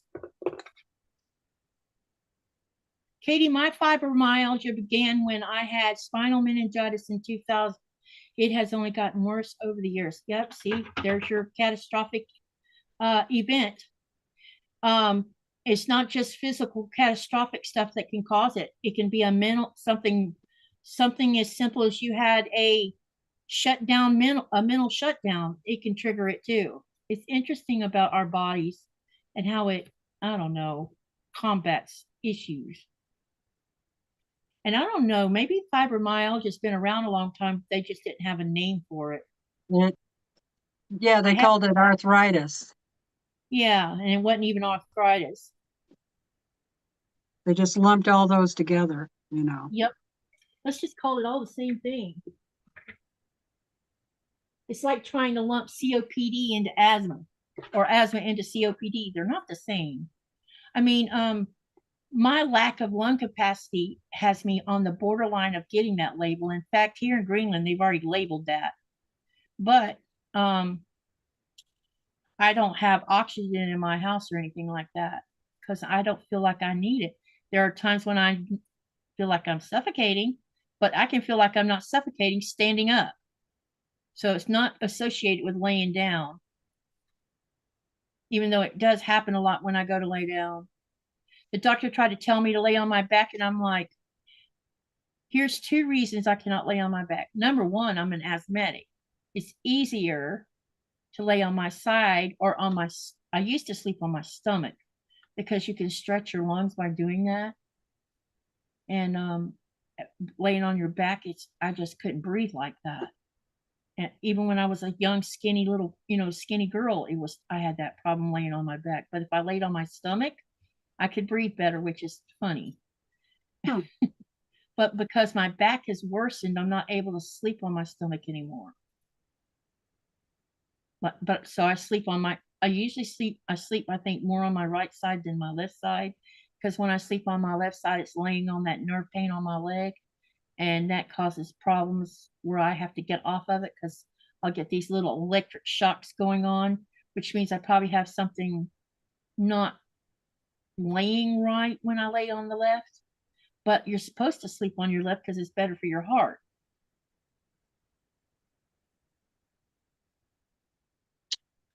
Rita, hello. I'm making half square triangles and I'm making hourglass. Well, I'm doing half square triangles so that I can make hourglass, and then I'm doing the 4-patch. We're working So on the right now, channel. I'm just sewing half square, or I'm just sewing charm squares together. Yep. We are working on the channel sew along because it's we do this the third Thursday of every month. And this doesn't have an end date on it because we are taking our time to just enjoy the process. Because there's a lot of sewing going to be going on with this because we're using charm packs and cutting them into 4 patches in hourglass, and that's going to take time. Okay, let me see here. Laura says, when I was first diagnosed, they called it chronic pain. In 2008, they said I had fibromyalgia. That sounds about right when they started calling it some fibro. Myra says, and better to sleep on the left side for your gastrointestinal Oh, I didn't know that. Interesting. And Sherry says she's making the hourglass. Denise says, I had IBS for 20 years. It took me getting pregnant at 38 for it to go away. Other than that, I drank a lot of Pepto. Oh my God. I can't imagine drinking Pepto all the time. Let me gag. Oh my gosh. Guess who's over here pestering me? Little girl. Yep. She's King. Where have you been all this time? Come to think of it. What time is it? It must be dinner hour. Oh, it is. Of course it is. 3:20 my time. Yeah, it's 8:17 my time. Yep, it's right. Better feed On that that same baby. time. I'll be right back. Let me go feed her real quick, okay? Okay.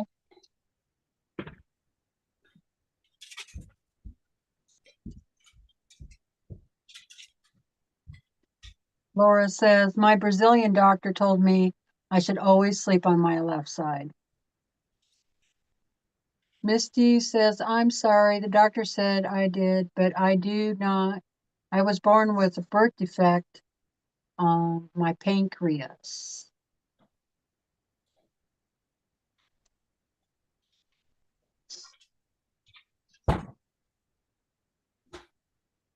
Yeah, I was first diagnosed with chronic fatigue. I think that was like in 92.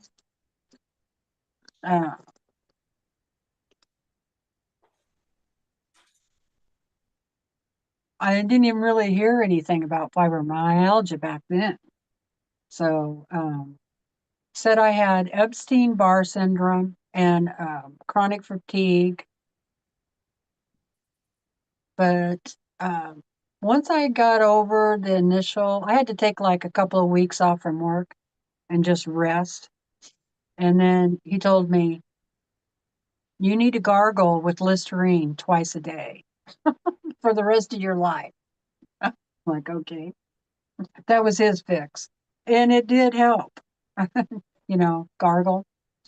And because Epstein-Barr is like the same virus or as mono. So, if I remember correctly. So anybody who's ever had mono could have a chance of getting Epstein-Barr. It's kind of like the chicken pox. You still have the virus in your system and you could end up with shingles. They've been preaching a lot lately about older people like us getting vaccinated for shingles. What's the purpose of that? I mean, So you don't get shingles. Shingles is really dangerous, especially if it gets in the eye. You can go blind. yeah, but is shingle like transmittable or something? Uh, I know it's like chickenpox, but I had chickenpox as a kid. yeah. So you have the virus in your spine, in your spleen or your spine. Uh, As far as I know, no one in my family on either side when they got older suffered from shingles, but I've heard of other people having it and wondered how you even got them. Because I wondered if it was something you passed to someone else or if your body just decides to make war against you with it. Probably Laura, 1992 is when I was first diagnosed. Sherry says they're contagious. Oh, I didn't know that. Bad for newborns or young children. I can tell you that when my kids got chicken pox, my husband was 42, I think, when they came home with it. Well, Lynette came home with it first, and she hardly had any side effects from it. She had very few on her, but when it went through the other two, oh my God, it was so bad. But my husband had never had chicken pox. And when he got it, he ended up in the hospital because he had chicken pox in his eyes and in his throat. Yeah. It was That, pretty bad. my little brother didn't have it when he was little. He got it when he was an adult and he ended up in the hospital too. Yeah, it was Yeah. crazy how it affected him. And I had shingles, but it wasn't that bad. I had a rash, a starting of a rash down here. Hmm. And I was like, what the heck is that? It didn't blister, it just started turning red there. So I started putting stuff on it, you know, rash medicine. And I didn't actually get into to see the doctor for a couple of weeks. And by then it had slightly moved around to, my back, but it was very faint. It wasn't, they didn't hurt. They didn't seep or ooze or do any of that kind of stuff. Because I just kept putting stuff on there. Because supposedly, if you get in within 72 hours, they can give you a shot that helps the shingles go away. But by the Hmm. time I got in there, it was too late. Yeah. But for the longest time, I had um, like nerve damage because it followed the nerve from your back around, right? That's what it does. So, Okay. and but I could feel like tingling back here in my back on this left hand side for 3 or 4 years. It finally went away, but I mean, it was there for forever, but I didn't have a rash or anything like that. I just had nerve damage left over from it. So I was really, really, really lucky. Some people, you know, will get it on their face and their eyes. You know, it can be really dangerous. So it probably would be a good idea to get the vaccine. Yeah. But Well, I, from what I understand about vaccines, it doesn't necessarily, well, it depends on the person, I guess. I don't know about the shingles one. I know if you get chickenpox vaccine, you usually won't get chickenpox, but you know, everybody's different. Okay. All right. Andrea's come back, so let's do a repeat of the instructions for the hourglass. I'll set all of what I'm doing aside. I've forgotten a block out. Okay. All right. Let me get my design board here. Okay, so what you're going to do, Andrea, is you're going to take, I'll just get an example just to show you, because I've already sewn one here, and I'll show you what you got to do first. You need 2 5-inch squares. One should be dark and one should be light.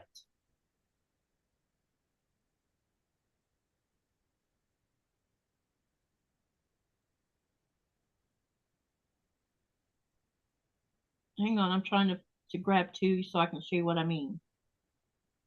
Even though I know you know what I'm talking about. So you're going to start out with one dark, one light. Then you're going to turn them face to face, like so, and make sure everything's lined up. Then what you're going to do is you're going to sew a 1/4 inch seam parallel to each other to start with, then turn your block in your machine, and then you're going to sew on both sides. So basically you're going to have a 1/4 inch seam all the way around the outer perimeter. Then what you're going to do is I'm going to put, I'll show you what you do next. You're going to cut on the diagonal in 2 directions. So you're gonna, after you've sewn it, can you see okay, Andrea? All right, now I'm going to line my ruler up with this 45-degree angle. I'm going to line it up on the side of the square. And then I'm going to make sure that my ruler is also lined up corner to corner, okay? Then you're going to cut it diagonal. And you can pick the ruler up. And if you have one of these kind of mats, it would be great. If you don't go turning it, because you don't want this to come apart before you get this other diagonal cut. Realign your ruler.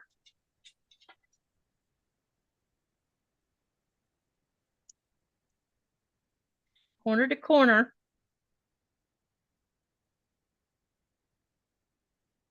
Cut again. Then you're going to have 4 pieces here. The next thing you need to do, because we need to trim down, because our 4 patches were created by using 2.5-inch squares, which the way we did it was a little different, but you get the idea, because your 4 patches have to be 4.5 inches. These hourglasses also have to be 4 inches, but you can't sew these half square triangles together until you trim them down. Otherwise, the hourglass will be bigger. So now what we're going to do is I'm going to trim them down, and I'll show you 2 ways of doing it in case you don't have a special. I have a regular ruler, a regular square ruler like this one, but I also have this Quilting a Day 6.5-inch triangle square up ruler. Teresa has a block lock, so a block lock would also work if you have one of those. And what I'm going to do is I'm going to show you 2 ways to trim this triangle down in case, well, if you have this ruler, I'll show you how to do it with this ruler. If you don't have that ruler, I'll show you how to do it with this ruler. Okay, so I'm going to take one of these, and we need to trim these triangles. They're 3 inches because we used a 5-inch block. And you're going to line up that 2.5 inch on this triangle ruler. Let me get it over here. We can see what I'm doing. And I know I'm sideways to you, but anyway, you're going to line it up with your sew line at the 2.5 mark. Then you're going to trim both sides. And now you have a 2.5 inch half square triangle. To use the regular ruler, you're going to have to open up, you're going to finger press this open and use the seam roller if you have one, because yeah. So I start out with finger pressing, and then I'll use my little seam roller, seam roller, sorry. Now, I like to go ahead and take this to the iron so that it's laying flatter before I trim down when I'm doing it this way. Just set the iron on it for a couple seconds.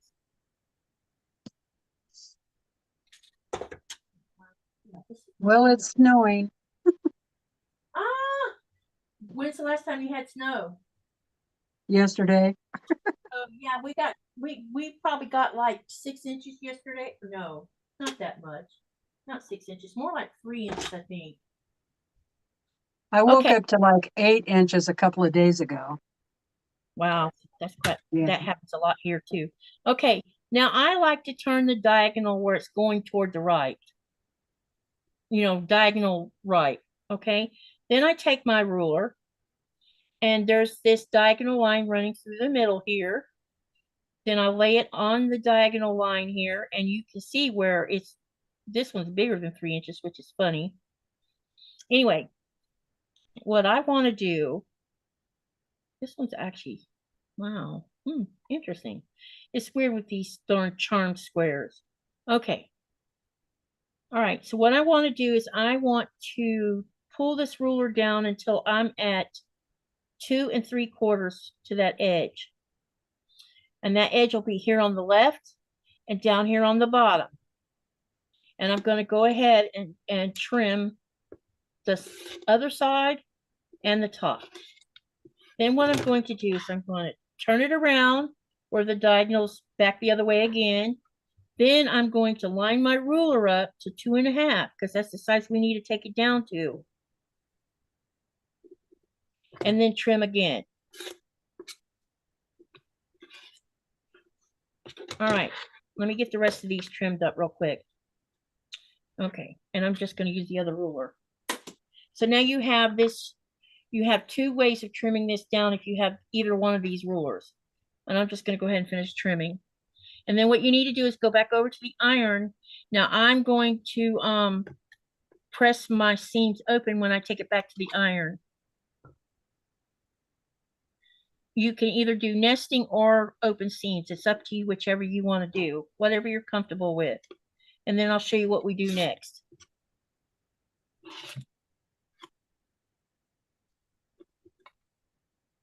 Got that one done.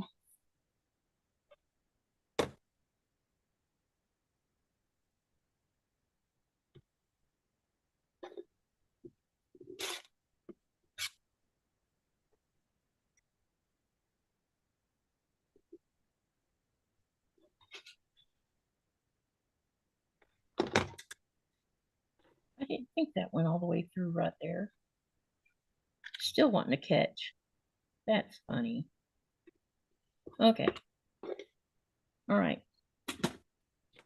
Now what I'm going to do is I'm going to go ahead and finger press them open and then take them over to the iron. Get them all opened up so I can press them. And then I'll trim the ears off of them. And then I'll show you how I've been sewing these together.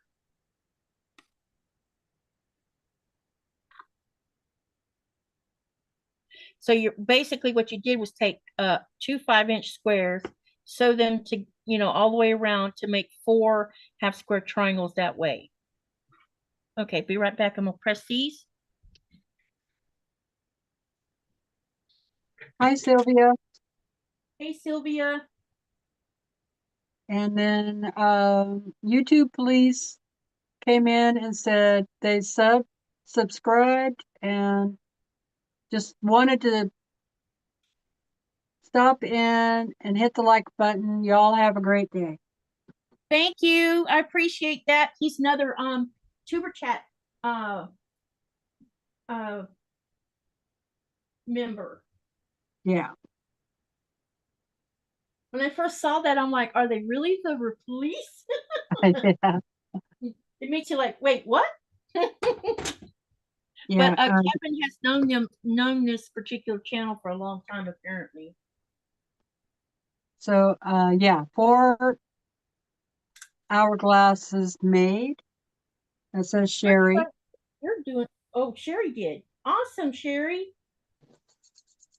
And I'm going to ask the chat a question in a minute. I got to go look up the exact name because I'm going to ask if you know of a certain company. See what your is. Andrea, the finish size for the half square triangle is 2.5 inches. Yep. When you trim it down, it'll be 2.5 inches finished. And then when we sew this together, you should end up with a 4.5 inch block.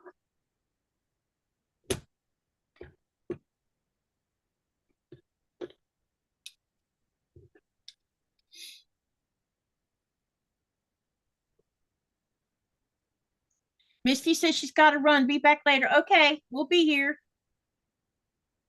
I know. Oh, sorry, Andrea.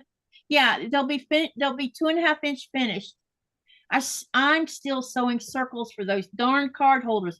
I forgot. How many do you got to make, by the way, my sissy? She's making card holders out of, she's using fabric to make the covers for these CDs. And she's using 2 CDs for each holder so that people who you can take, like the kids can put their playing cards in it and where they can not have to hold it. Or if someone has dexterity problems, it's great for that too. It's a little holder that holds your cards while you're looking at and playing cards. Right, got it. Laugh out loud. I am taking notes. Okay. So here's what you need. You're gonna need for every 9 patch block you make. So for a 9 patch block, you're going to need 9 4-patch blocks to make the 9 patch. You're going to need 7 hourglass blocks per 9 patch block. But don't go sewing them on there because we're not there yet. We still have other things to do first. And we will do that when I think everybody's got enough of these blocks made to do it. So we may spend the next couple of times just trying to get everything ready to go for the next stage of this sew. Okay, so now what I'm going to do is, you probably already know how to do this hourglass, but for anyone who doesn't, all you're going to do is take 2 of your blocks and point the same color toward each other. Then you're going to rotate the other 2 half squares where you have the lighter color opposite here. So you end up with 2 hourglasses of 2 different colors with these on the outside. And someone called this also the broken dish block, which I didn't realize that's what that was. But now what we'll do is you're going to sew this to this one to this, and then you'll have 2 rectangles, and then you're going to flip it together and sew that other line, and then you'll have your hourglass block. That's what I'm calling it.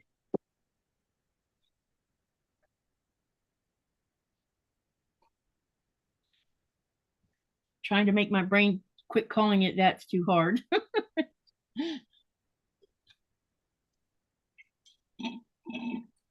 Andrea says, this is perfect timing. I just finished the quilt I was working on for Soft Squares Challenge today. Pictures to come. Yay, that'll be great. All right, let me go ahead and sew these 2 together, but I want to go back over to the iron and press them one more time.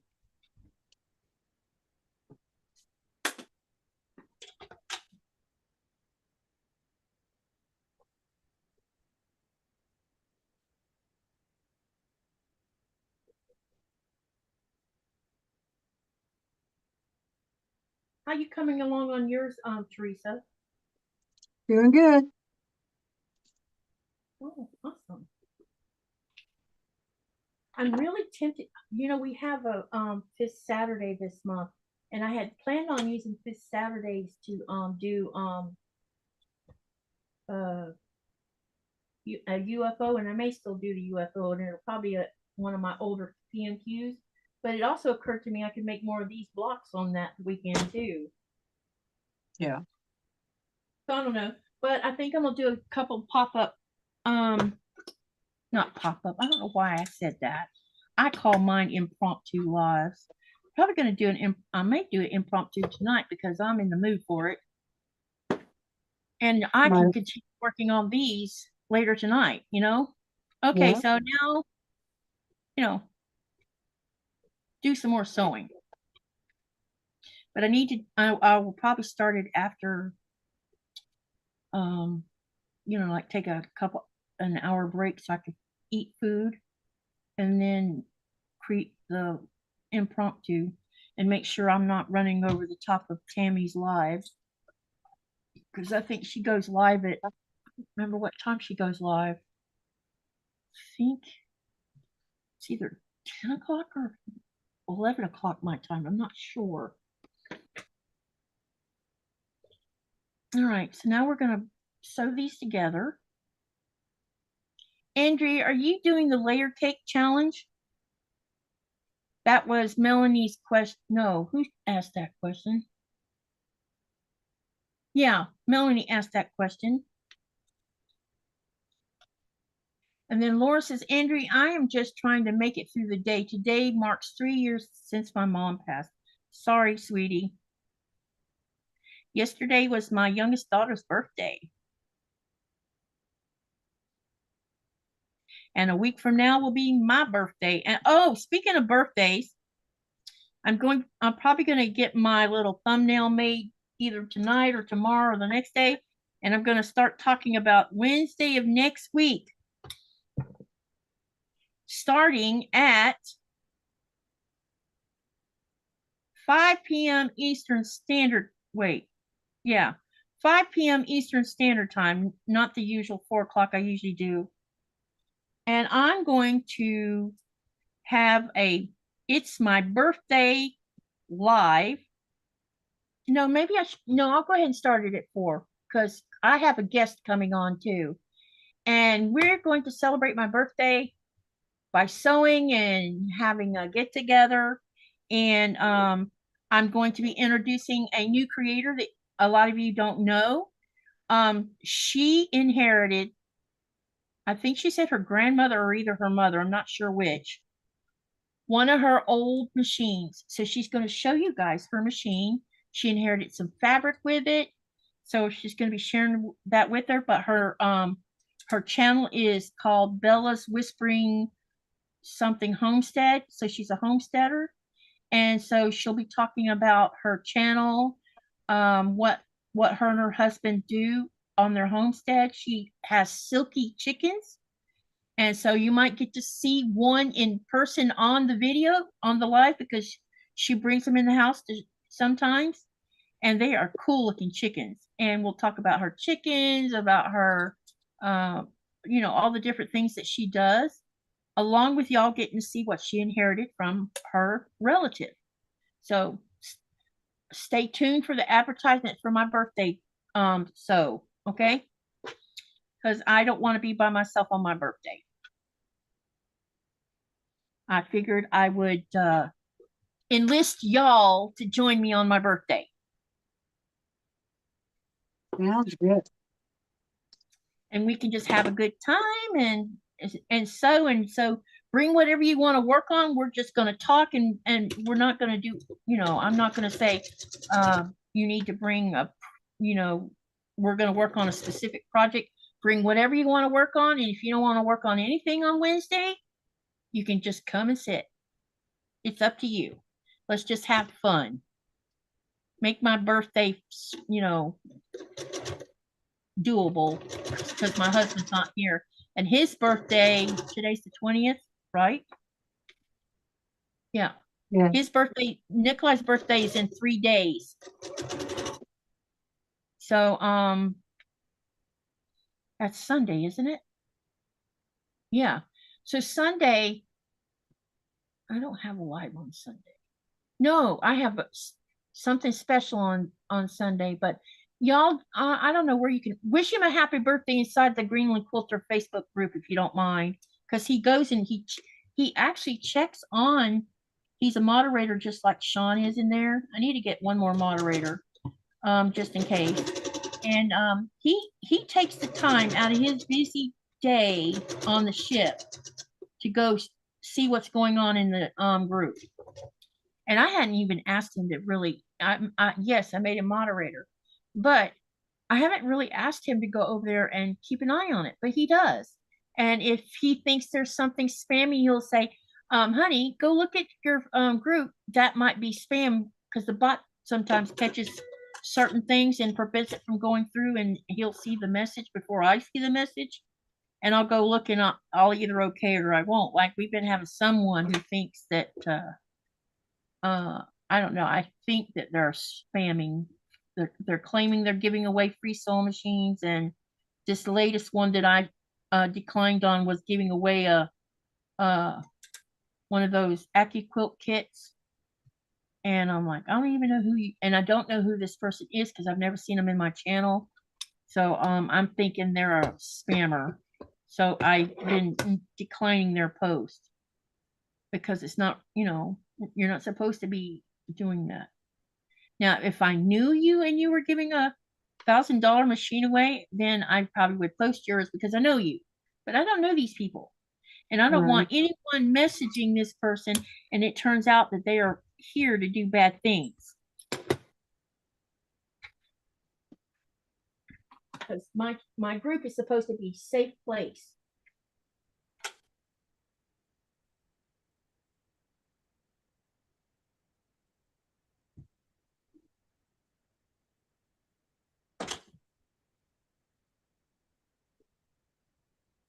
We have about 216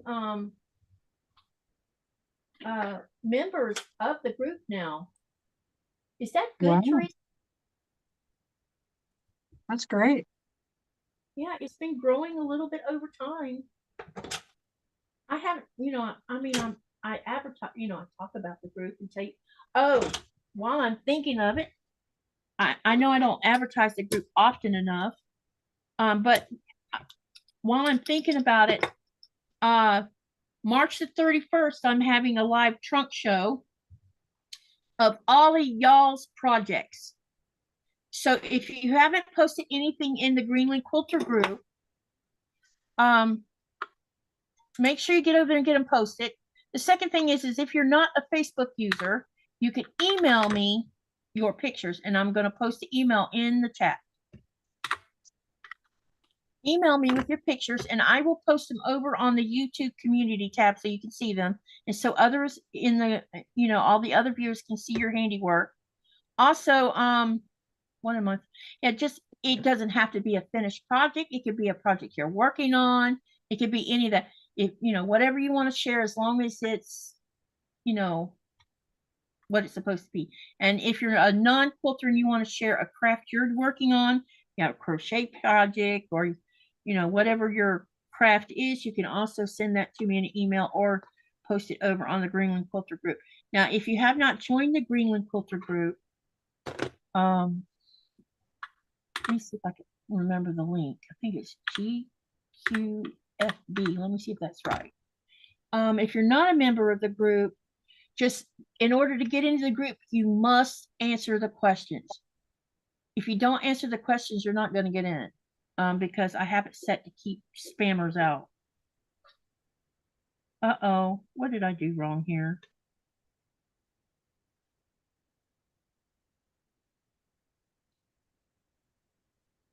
Something's not right. Oh, what did I do wrong? I turned one of these blocks the wrong way. Oops. Leave it up to me to mess it up. Nope, that didn't work. I got to go look it up on the bot. Of course I do. Now the sun is shining and it's snowing. Isn't that hilarious? Yeah. Oh, let's see. What's today? Thursday? Yeah. Okay. So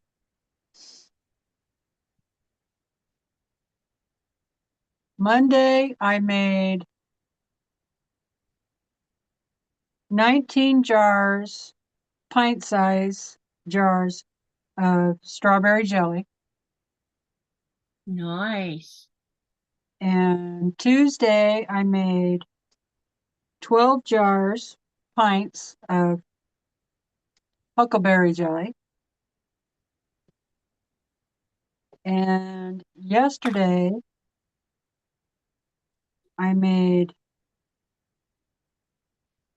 2 pints. And what's the jar? This one size bigger is like 2 pints. Yeah, or it's not the Um, quart. yeah, quart. Quart. Is that a Maybe. quart? Wait a minute. 2 pints make a quart, right? Um, No. Yeah, 2 quarts make a pint, I think. okay, I made 8 pints of ketchup. Oh, how did you make the ketchup? I would love to know how you did that. Oh, I don't think I will ever do it again Is unless it I have, hard?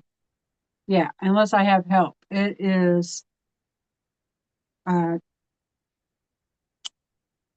you know what? Now I'm thinking about it. I should have used my juicing machine. Hello. That That probably, work? that might have worked. Um, well, I go to the monthly food bank thing Uh-huh. and they gave us like big bags of Rama tomatoes. Mm-hmm. And I'm like, what am I going to do with all these tomatoes? Can them. But I didn't need any canned tomatoes. So I'm like, I'm going to try ketchup. All right. So here's the process. Are you ready? I'm listening. Okay. All right. So you put a pan of water on to boil because you got to have really hot boiling water. And Okay.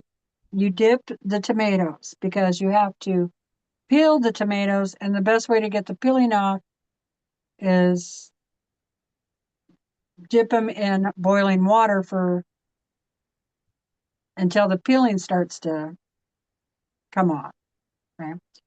So I did that. Then you don't want all the seeds in your ketchup.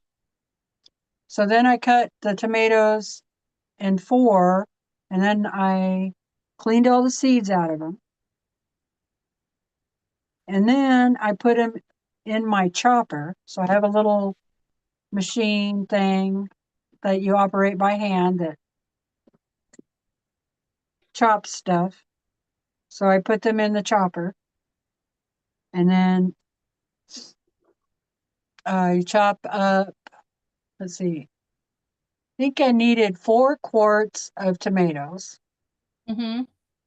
1 cup of onions, Mm-hmm.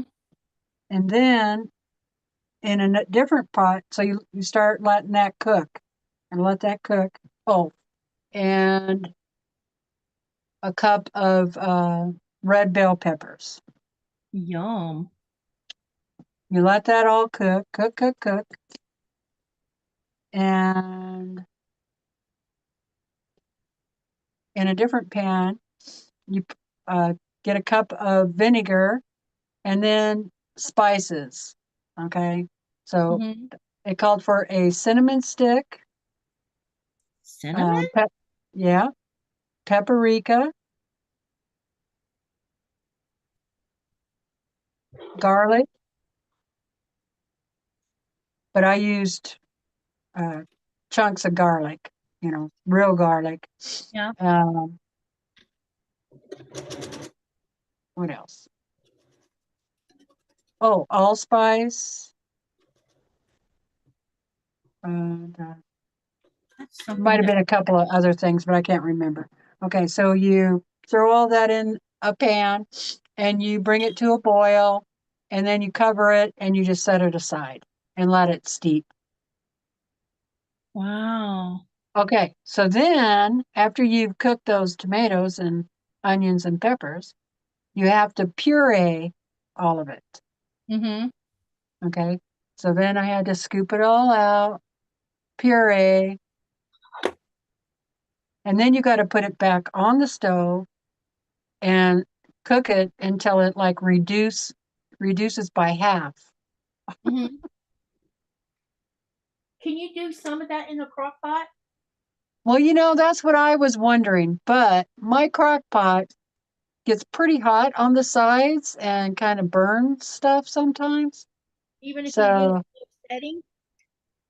what I used is I have a jelly maker, Okay. and it's a kind of looks like a crock pot, but it has a center that moves constantly, Mm-hmm. and it brings your fruit or whatever up to a boil. It's all on a timer thing, you know. So I just dumped everything in that, and the longest you can have that on is like 30 minutes. So, and then you have to let the darn thing cool completely down or pretty darn close to it. So you got to let it cool down for 20 minutes or so. So I have to take it off, let that machine cool down, and then I put it back on for another 30 minutes. And that got it down pretty good. And then I just ladled it into the jars and then canned them, and it turned out pretty good. But it was a 2-day process. I started it Tuesday afternoon and got all the tomatoes chopped up and all that stuff. And I'm like, "Oh, I can't do no more," because I'd done the jelly earlier that day. And Yeah. my back was just killing me. So I'm like, I'll finish all this tomorrow. It's not going to hurt it to set overnight. No. Yeah, I could have made salsa, but uh, that probably would have gone a lot faster. Yeah, because some of those bits you can leave in salsa. Salsa sounds like an interesting thing to learn how to make because I like the mild salsa. Salsa. I can't eat the spicier one where it's hot and burns your mouth.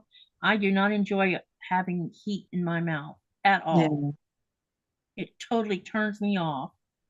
Yeah, that's one thing I could have done to the ketchup. If you like something spicy, you could add, cayenne pepper or something like that to it. Yeah. Make it a little more spicy, but I think it's going to make really good cocktail sauce. Sherry wants to know if you tasted it, the ketchup. Yeah, it tastes good. I think it's going to make a really good cocktail sauce because, I always make my own cocktail sauce, and so that's probably what I'll end up using it for is cocktail sauce. That's awesome. This one Yeah, did. so I'm tired. I can imagine. I know I spend 3 days, about 36 hours making bone broth in my crock pot because I let it cook as I make sure that by the time I finally stop it, you hardly find any of the bone left. The bones that I think last the longest or seem to last the longest, but they shrink, is the leg bones on the chickens. It's so funny. Everything else disintegrates, but those bones still try to remain intact, at least a little bit anyway.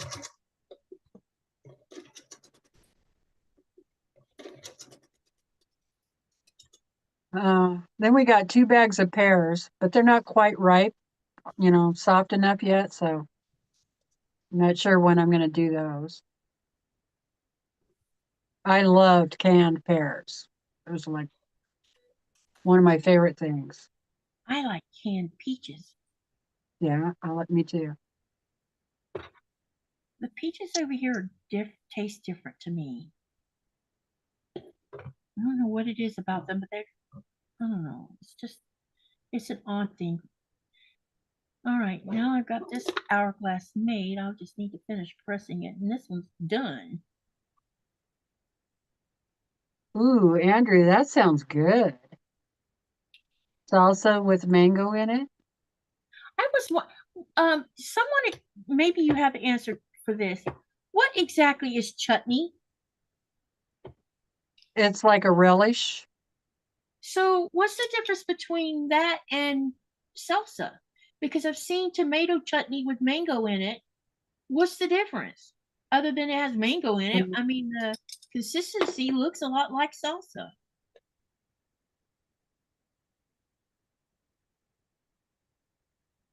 doesn't chutney have fruit in it, maybe? Yeah, mango. Yeah. Regular salsa doesn't have fruit in it. I know, but I was wondering what it would taste like to put mango in this. Well, some people say a tomato is a fruit. And I wondered about that, if that would work together. I have been tempted to buy a jar of chutney and try it.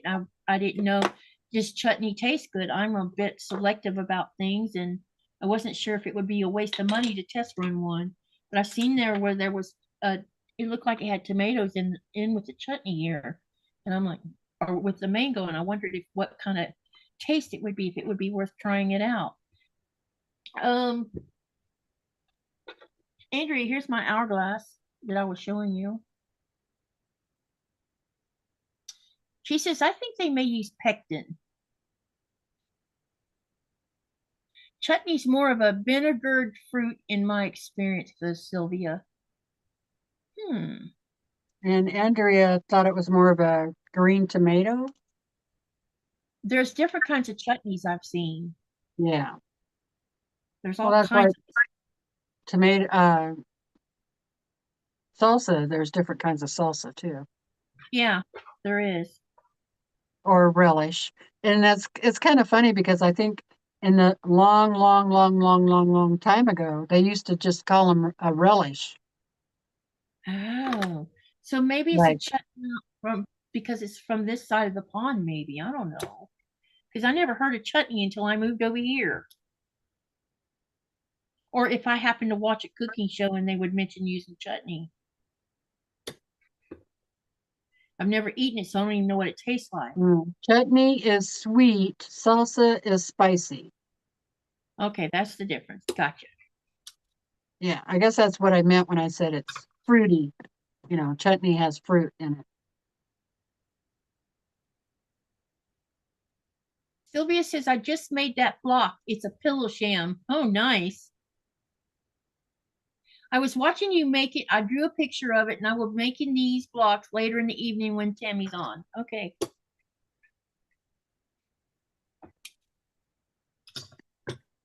Okay.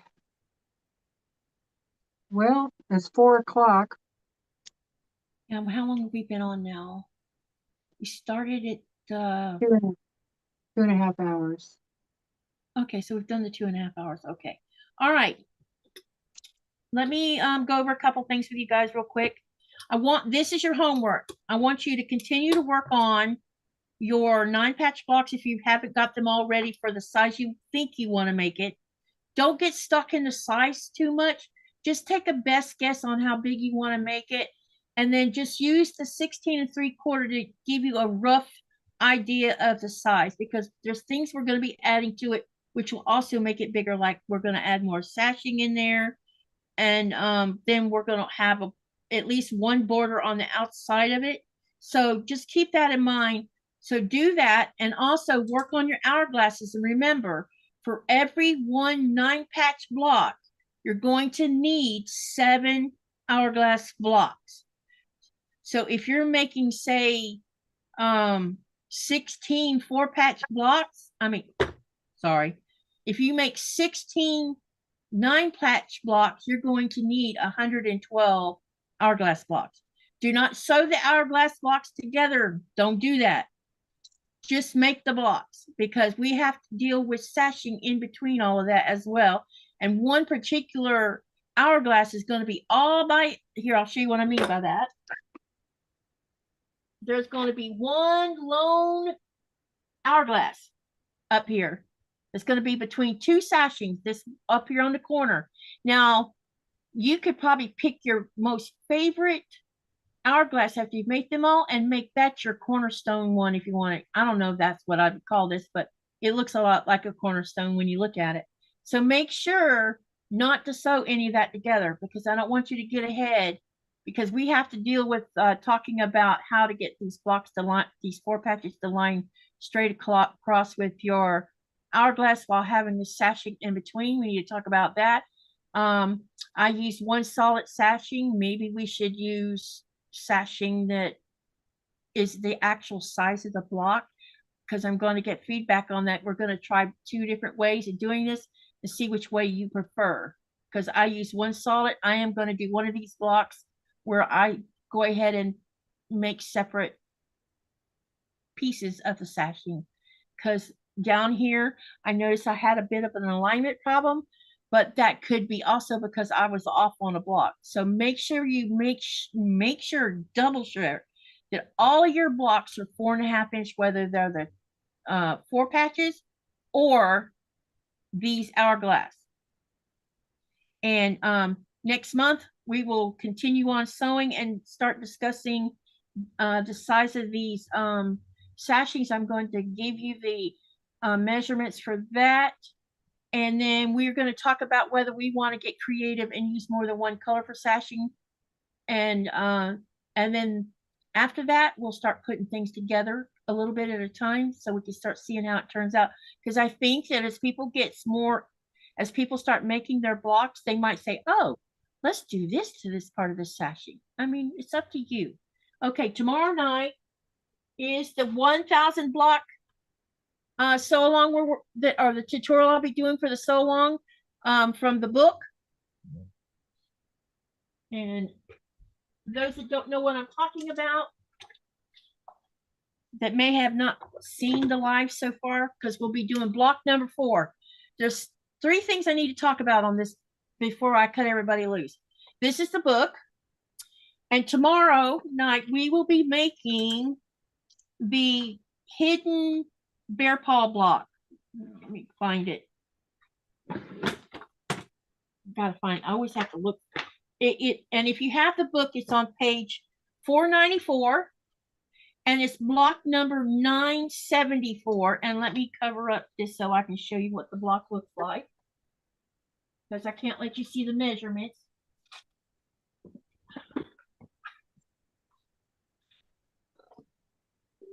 But this is the block, this one right here that I put my finger on. That is the hidden bear paw. No, sorry, nested bear paw. My bad. Okay, so that's what we're going to do tomorrow night. Also, I have posted, and you're going to probably have to find it on my YouTube community tab. There is a poll with 4 new blocks. There's a poll there. There's also a poll over on the Greenland Quilter with the same 4 blocks.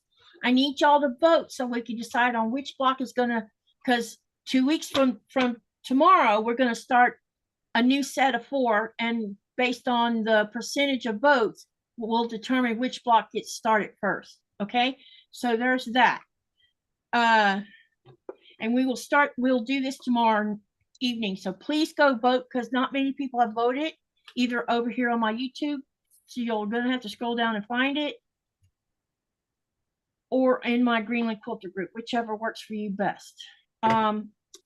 Keep an eye out tonight. I may be doing an impromptu live, but it'll be after Tammy's live. I'm not going to do it while she's live. So I'm not sure what time it is she starts her live. I need to go look, but probably I will start my live. Do poll Katie from, oh yeah, thank you, Sherry, for reminding me. The poll. Speaking of polls, the poll at the top, we had 50 votes. Wow, yay. We had 50 votes on the poll that I put up today. And the question was, scrappiness is happy time. Which do you like most? The first option 1 was your creative way to be scrappy. Option 2 was improv. Option 3 is string. And option 4 is planned scrappiness. 42% said your creative way to be scrappy is what they preferred, meaning their way. 14% said improv. 6% said the string. And 39% said planned scrappiness. So there you have it. That is the numbers for the poll. Thank you for those of you who voted on that as well. So keep an eye out tonight for my improv, not improv, dang it, my impromptu live. I'm probably going to do one tonight and maybe one tomorrow night because I'm going to keep on sewing on these blocks, and just come and hang out with me. There's no we're just going to sew and talk. That's all we're going to do. We're not going to do anything else. We're just going to hang out with each other and see where it goes. I don't know how long it'll last. Last week when I did the 3 impromptus, one of them lasted 7 hours and I couldn't believe it. I'm like, oh my gosh. So yeah. So just come and join me. I'm working on watch hours and I've not been sleeping at night. So come sew with me. Thank you everyone for tonight. I want Teresa to tell the channel one more time about her YouTube channel. And if you have do you have a Facebook group for your YouTube channel? Yeah. Tell them about that and tell them when your lives are going to be so that people know. Okay. I'm Teresa Louise. I quilt too. That is my YouTube channel. And I go live on Sunday at 2 p.m. Pacific Standard Time, where we just sew and chat. Sew and chat. Sometimes I do a tutorial, or we sew things together, or I give you a pattern, and you just never know what I'm going to come up with. There is a Facebook group also. It's I Quilt Too with Teresa Louise. And if you go over to my channel, under any of the video descriptions, it'll take you over to that Facebook group. So, yeah. Thank you so much for having me here with you today, Katie. You are so welcome. Thank you for coming, and you're going to be on tomorrow night or Saturday night with me. Yep. Tomorrow night. So I'm having she's going to come wingman with me tomorrow, right? Yep. As long as I'm feeling up to it, I'll be here. Okay. Yep. Also, before I forget, all of you, y'all don't leave yet. I forgot to mention this. Those of you who are paid channel members, please go look at the community tab. There is a special post for you guys that you need to read. Read it and then answer the question either in a comment below the post or email me, whichever, because I want you to know about this, because I meant to mention this earlier and it kind of slipped my mind. But I'll remind everybody again tomorrow night as well. All right. And thank you, Jean, for being here. I didn't even know you were here. And I would have said hi had I known that. And hi, Deb Till. Nice to see you too. All right. Anyway, live, laugh, love, dream. And what do you do with all that? You create something. Thank you and see you on the next live or later tonight. Bye, everyone. Bye.